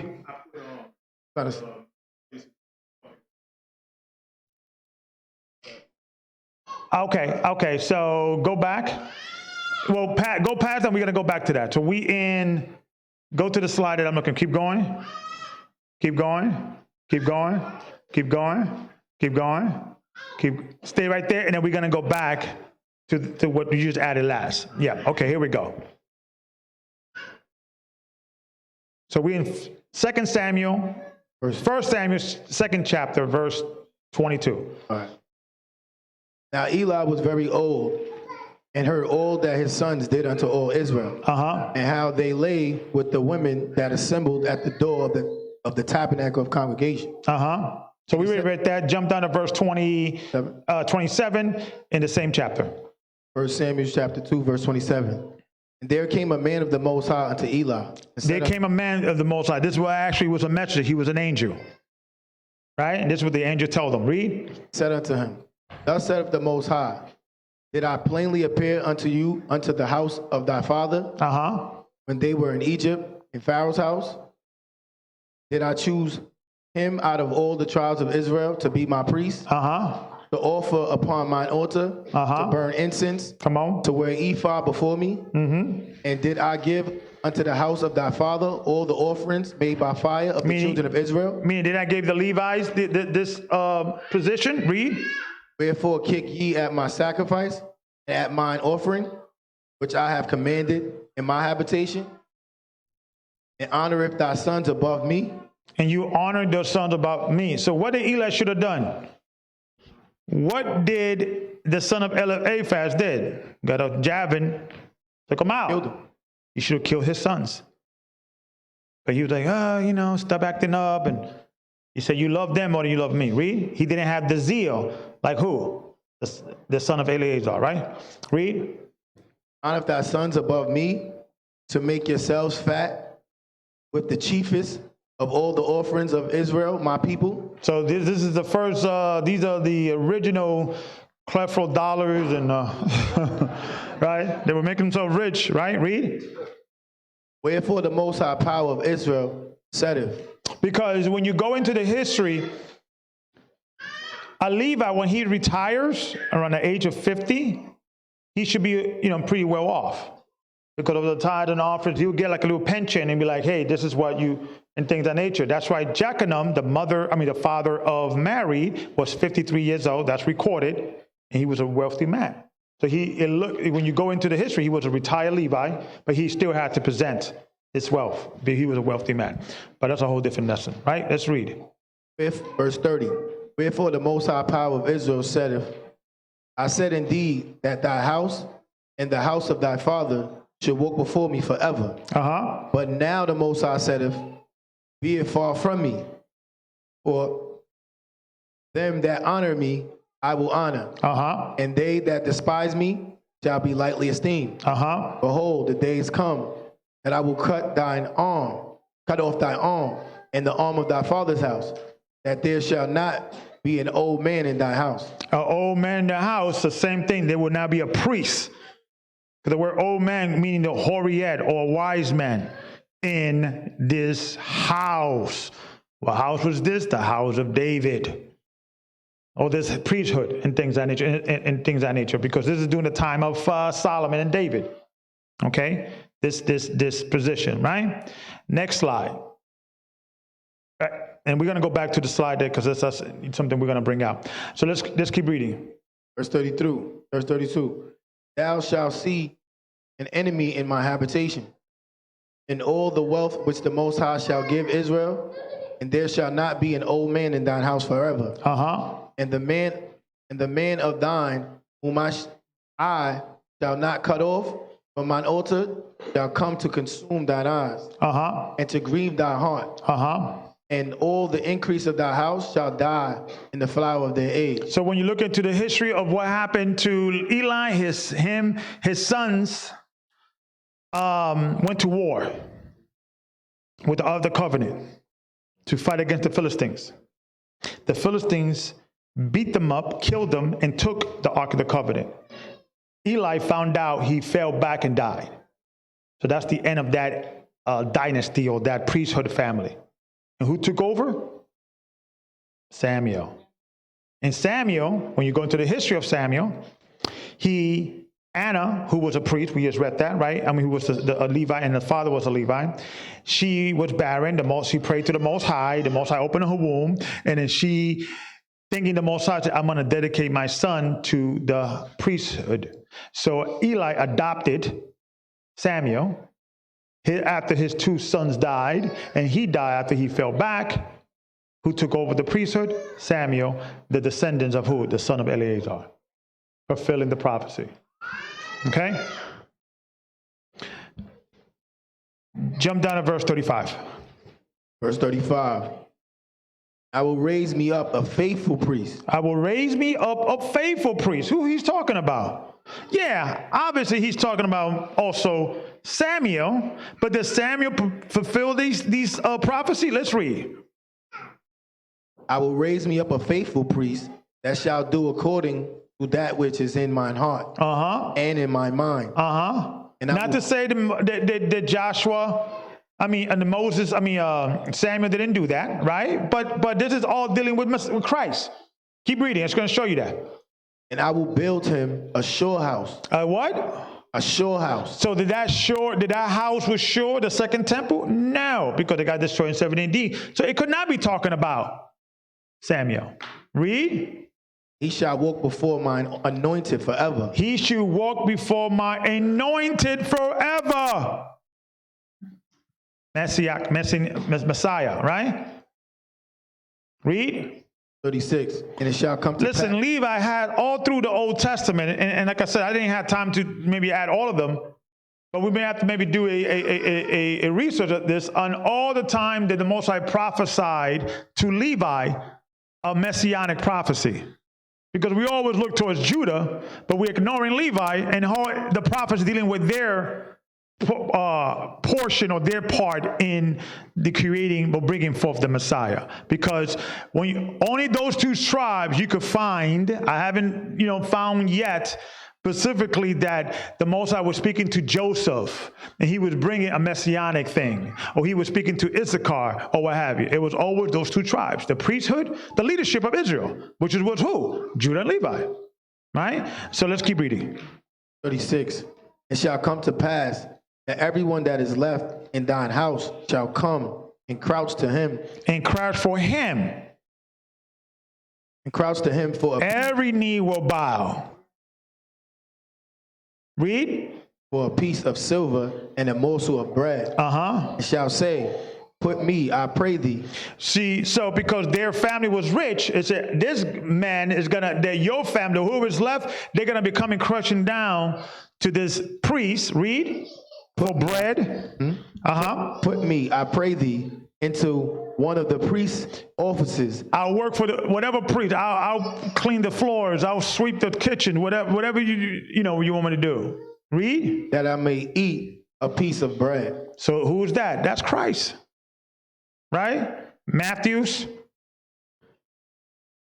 The bottom precept. 2. Hebrews. No, I'm sorry, Hebrews. Excuse me. Hebrews 2:17. What it says. Wherefore in all things it behooved him to be made like unto his brethren. It behooved things to be, and see, I just picked this up like today.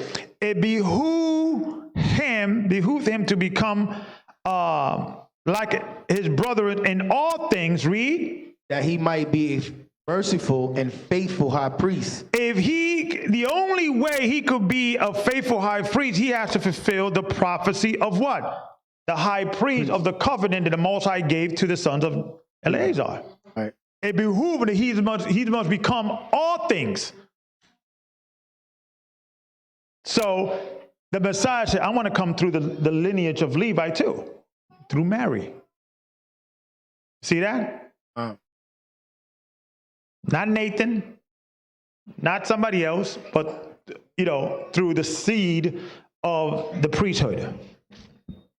Read. That he might be a merciful and faithful high priest in things pertaining to the Most High, to make reconciliation for the sins of the people. Okay, next slide. Okay, before we go here, let's go back to the slide that Deacon Shamar added, and so you could go back to the previous slide. Keep going. Keep going. That's it. Okay. So real quick.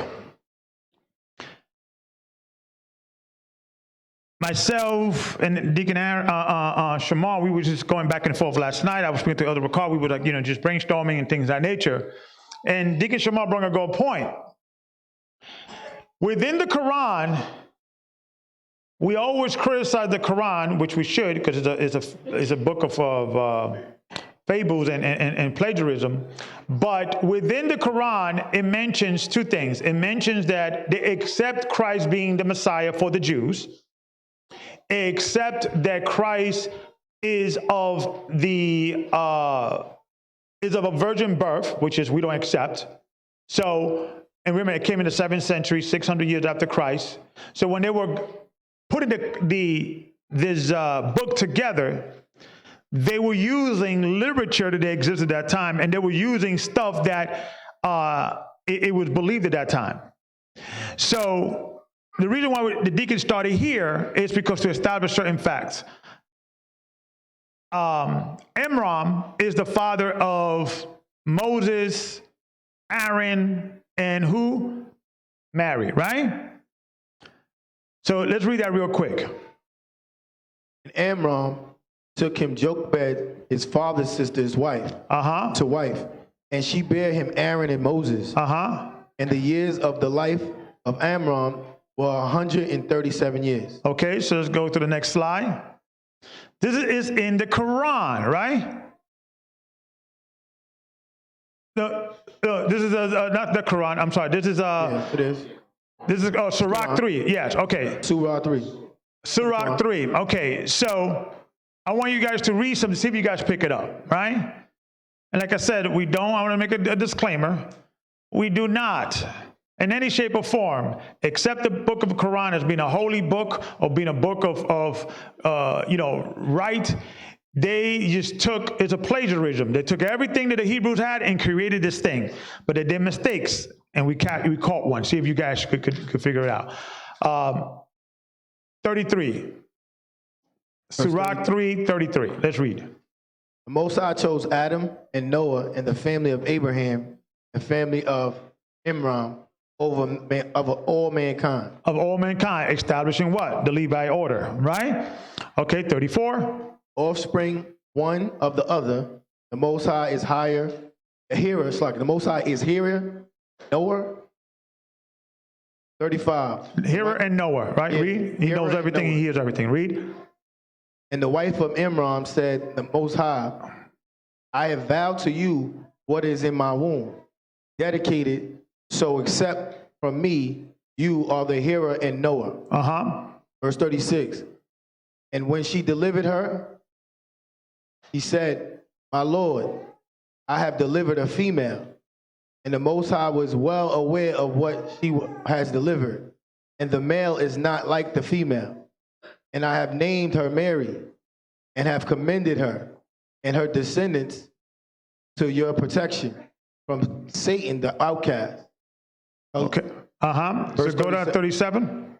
Her Lord accepted her with a gracious reception and brought her a beautiful upbringing and entrusted her to the care of Zechariah. So this is a prophecy dealing with one of the daughter of Amram, who is the father of Moses, and this is referring to Mary. So it's a prophecy dealing with Mary. And I know where they got this from, right? So it's all plagiarism. This is nothing new. This is old, right? So it's saying that she will be of the daughter of Aaron, which is a Levi, and it was prophesied that she will be under the house of Zechariah, the Levi priest. Right? So she was a Levi dedicated to the house of Levi. Deacon, you want to add something? I was going to also say too that who they call Amram, they're talking about Anna and Joachim, Mary's actual father. So they actually naming Amram Joachim. So that's what they're getting the mix up of, because the two Marys and the Levitical order. Right. So they did a mistake, but in the mistake is exposing what it was known at that time, right? So keep reading. Whenever Zechariah entered upon her in the sanctuary, he found her with provision. He said, "O Mary, where did you get this from?" He said, It is from the Most High. So this is retelling the story of the virgin birth, because the Quran accepts the virgin birth. But there's a problem, though. If they accept Mary coming from a virgin birth and she was a Levi, how can then they could resolve the issue of she's being a Judite through the Nathan line? So showing that even the people that knew the Quran knew that she was a Levi. And they took this part about, now this part, it was in Zechariah they had this conversation with her.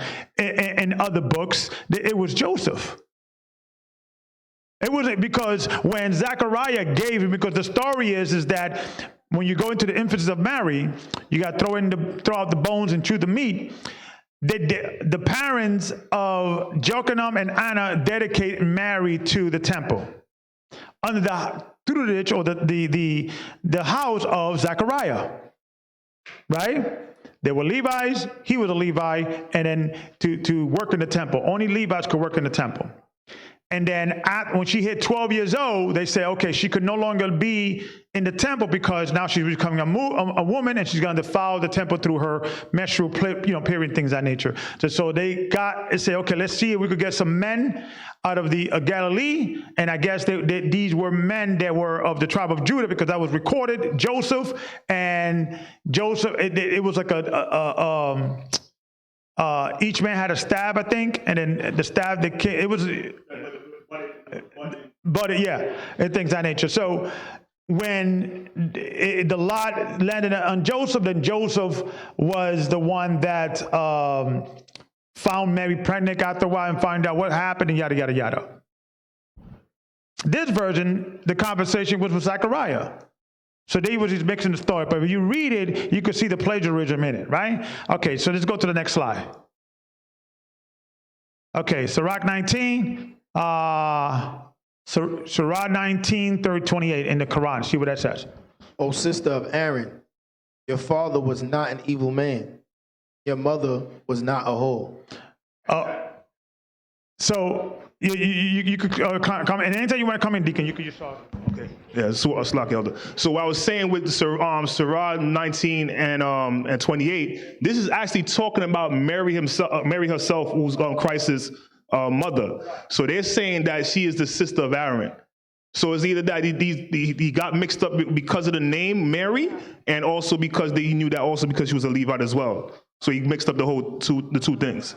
Right, and also we think we cracked the case on when you mix all these issues, because even in the emphasis of Mary, when you read it, and it's I think the 6th page, when the priest, there was a maiden in the temple, or someone that either grew up, knew Mary, so married with a baby, or with a bump in her on her belly. She ran to the priest, not knowing that Mary was already betrothed to Joseph, and she was explaining to the priest, Mary fornicated. And then when you read and things of that nature, when you put all these things together, and now you notice that when Joseph left and things of that nature, and what happened is that Mary, the issue why he didn't want to make her a public example is because Mary, the parents gave her a vow of celibacy for the rest of her life. So she was dedicated to the temple. But in the same way at the age of 12, or after the age of a man could continue becoming a Nazarene, after 12, he could continue, or he could say no. So usually it's when a child is dedicated to a temple or dedicated to be a Nazarite, they could say on his 12-year birthday, do you want to continue this vow or break it? all Levi's women, after they hit that period, when you go into other writings, she was 16 years old when all this was going on. When you go to other writings, it's even recorded in the infancy of Mary when this happened. The confusion was that the parents gave to her to the temple to become a virgin, to be a virgin. And then when they found her as with a belly, there was confusion. But Joseph left, because during that time, what Herod was doing, killing the 2 year, the children in Jerusalem. So he had no time to explain. You understand? So when he was in that situation, he was saying, okay, let me put her away privately, so then I don't have to deal with this issue. And then while he was thinking about that, the angel said, listen, don't be afraid to take your wife. And then he left. So in the day of his trial, one of the accusations, like we went over last week in the testimony of Nicodemus was saying, no, Mary was not born of fornication, because we were present in when they were exposed to one another, when they were engaged. That's why in the Quran, it still records that. Marry you not a whore, but a righteous woman. Because that was what's going on. Because that was the main thing with Christ. He was always accused of being a sorcerer, being the child of a whore, being, his God was, what's his name? Baal, whatever. They were accusing him of being a sorcerer and not qualifying, him as the Messiah. Okay, so let's go to the next slide. Okay, we went over that. We went over that. Keep going. No, go back. Go back one more.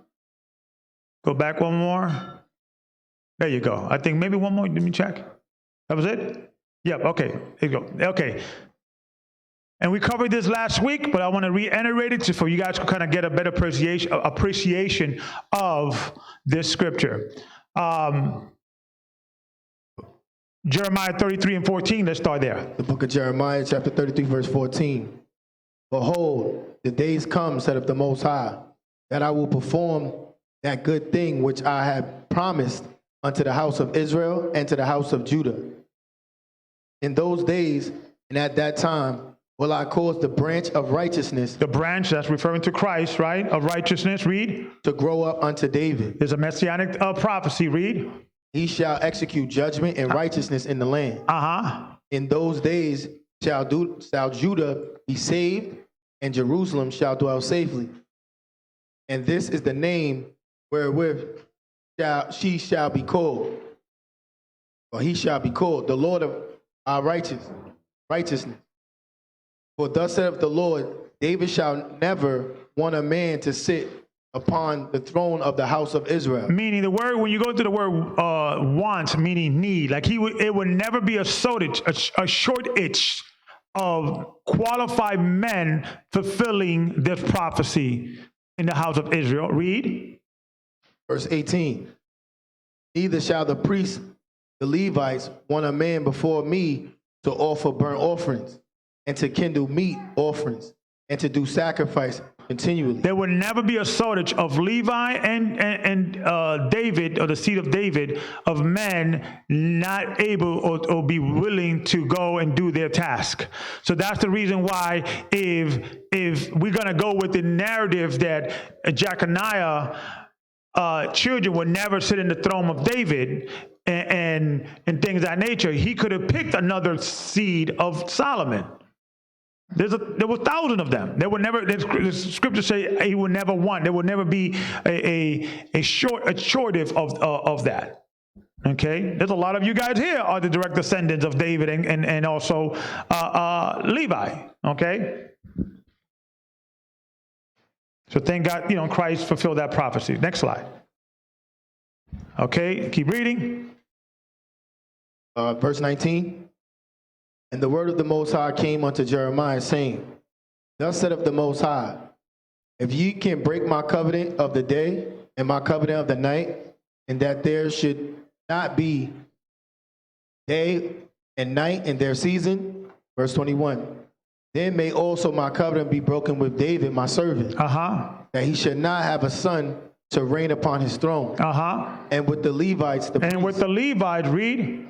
The priests, my ministers, as the host of heaven cannot be numbered, neither the sand of the sea measured, so will I multiply the seed of David, my servant, and the Levites that minister unto me. Moreover, the word of the Most High. So if this was not fulfilled by Christ, when is this prophecy going to be fulfilled with the Levites?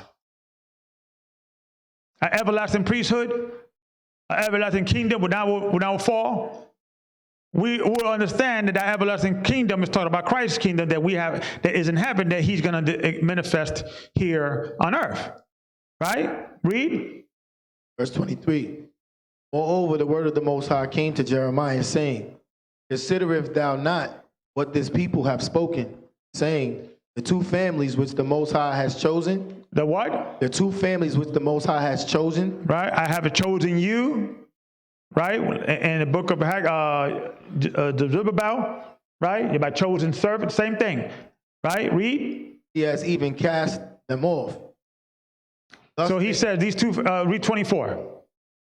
Start at the two families. Start at there, the yellow part. The two families which the Most High has chosen. He has even cast them off. Man, cast them off. Not talking about like cast them off as a promised seed, but this is remembering them, establishing the fact that they're about to go into captivity. Read. Thus they have despised my people. They have despised my people, showing you that these two families is not talking about Judah and Ephraim. It's talking about Judah and Levi. They have despised my people. Read. Israel. That they should be no more a nation before me. They should not be a nation or what? A house. A government. Right? Read.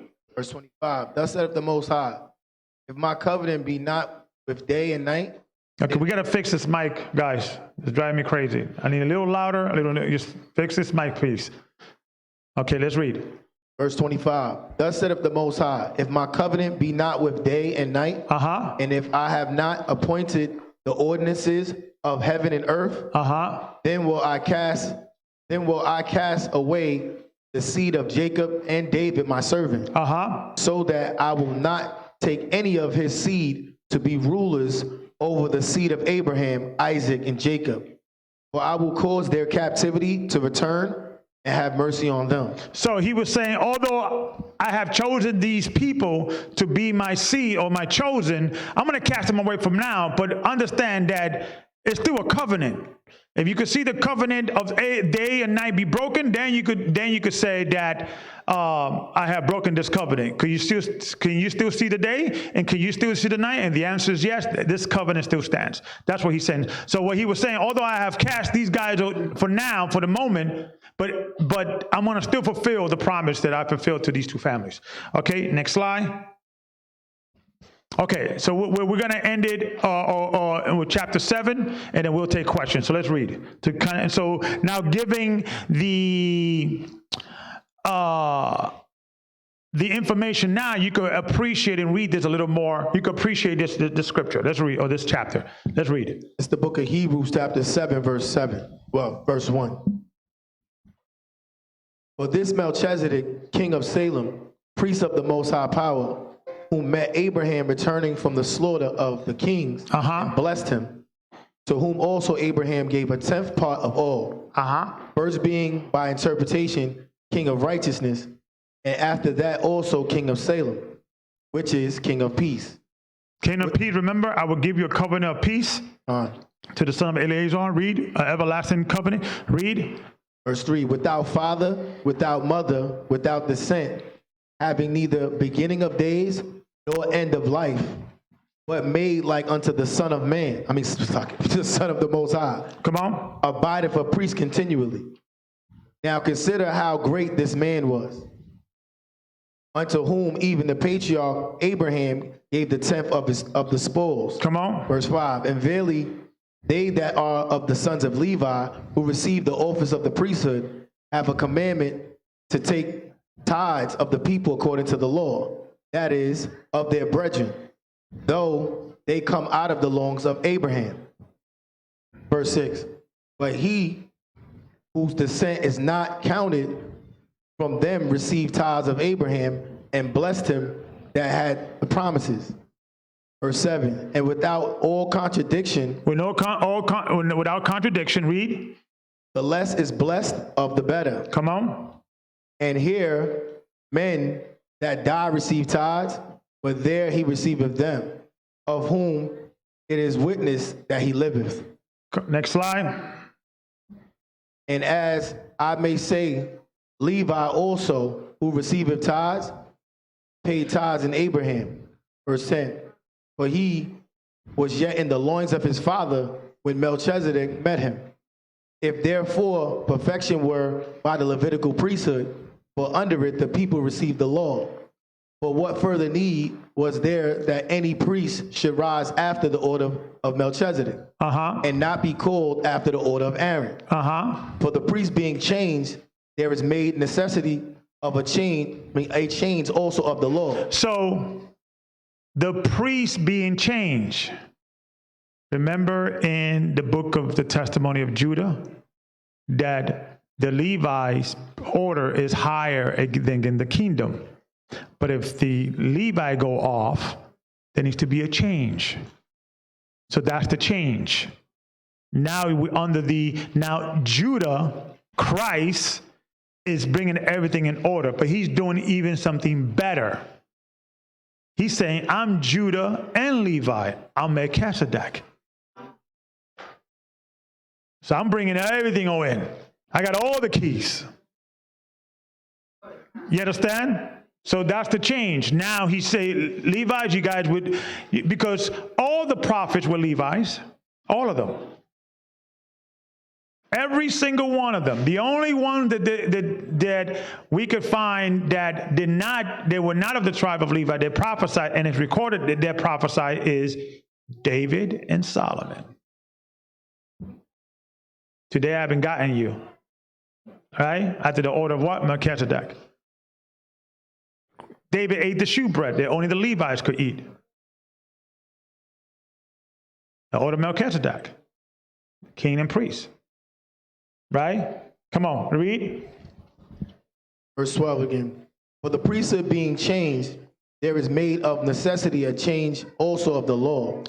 Verse 13. For he of whom these things are spoken pertaineth to another tribe. Come on. Of which no man gave attendance at the altar. Come on. For it is evident that our Lord sprang out of Judah. Of which tribe Moses spake nothing concerning priesthood. Come on. And it is yet far more evident, for that after the similitude of Melchizedek, there ariseth another priest, Another priest, read. Who was made not after the law of a carnal commandment. Of a carnal commandment, read. But after the power of an endless life. So that carnal commandment was obviously in the Old Testament, Judah, for the most part, was going off. Israel was definitely going off, northern tribe. Levi was holding things in tight, with some few scattered Judite kings trying to do the right thing. Some were righteous, some were not. So what the Most High said, you know what? I'm not going to establish an order of Judah to check Levi now, because although Levi has been the one that's been on point for many years, they're going off. What I'm going to do is I'm going to even do one that I want to give them one better. I'm going to give them the order of Melchizedek. It's better than the king Judah. It's better than the high priest Levi. It predates both of them, the order of Melchizedek. So he did one better. Read. Verse 16. Who was made not after the law of a carnal commandment, but after the power of an endless life. Come on. Verse 17. For he testifieth that thou art a priest forever after the order of Melchizedek. And the carnal commandment, the word carnal could be also earthly and things of that nature. When Judah maybe made that statement, it was on the earth. And it was decreed, because there's still Israel he's a prince with the power here on earth, right? So Levi was like the connection, the antenna between the Most High and the kingdom on earth. And Judah made a decree. He said, nah, Judah, I'm going to do one better. I'm going to give you Judah and Levi in one, Melchizedek, right? Let's read. Verse 18. But there is verily a disannulling of because clearly when the carnal commandment cannot be referring to the order of Levi, because the Most High gave Levi, or the Most High gave Moses the commandment about Levi. That's not carnal. So maybe he was referring to the testimony of Judah, that commandment, right? So let's read. Verse 18. But there is verily a disannulling of the commandment going before the weakness and unprofitableness. It was weak. Judah dropped the ball. Levi dropped the ball. It was weak. So now we got to bring a super Judah, a super Levi, Christ. Right? Praise the Most High. Read. Verse 19. For the Lord made nothing perfect. But and you know, the law, the word it could also is a particular place, thing, or person. That law made nothing perfect. Not the law in general, but that law. Read. For that law made nothing perfect. But the bringing in of a better hope did. By the which we draw. So what law is he referring to? Is he referring to particularly the law of the Levite, or the order of, if Levi goes off, Judah takes over, Judah goes off, Levi takes over? Why do you think that the Hasmoneans established a king line of Levites, a royal line of Levi? Because they saw Judah going off. And that was okay. They had the authority. Okay? But the Most High did one better. Read. But that law made nothing perfect, but the bringing in of a better hope did, by the which we draw nigh unto the Most High.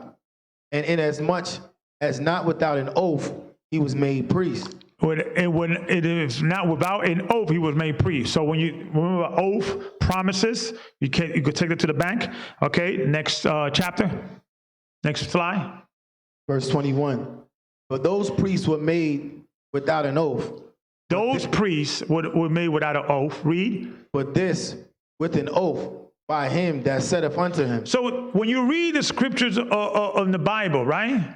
Because clearly you could find instructions of God commanding Moses to establish the Aaronite priesthood, right? But that priesthood was not established under an oath. The only oath that he gave it was the son of Eleazar. You understand? So the priesthood that he established with an oath was, read, but this which an oath, keep reading. But this with an oath by him that saith unto him, the Lord swear and will not repent. Thou art a priest forever after the order of Melchizedek. And we could find that out in the book of Psalms. Right? Read. Verse 22. By so much was Josiah made a surety of a better testament. Come on. And they truly were many priests, because they were not suffered to continue by reason of death. Come on. But this man, because he continueth forever, as an unchangeable priesthood. Remember, continue priesthood, everlasting priesthood. Read. Wherefore he is able also to save them to the uttermost that come unto the Most High by him, seeing he ever liveth to make intercession for them. For such an high priest became us, who is holy, harmless, undefiled, separate from sinners, and made higher than the heavens, who needeth not daily, as those high priests, to offer up sacrifice, first for his own sins, and then for the people's. For this he did once, when he offered up himself. For the law maketh men high priests, which have infirmity. But the word of oath, which was since the law, maketh sons, who is consecrated forever.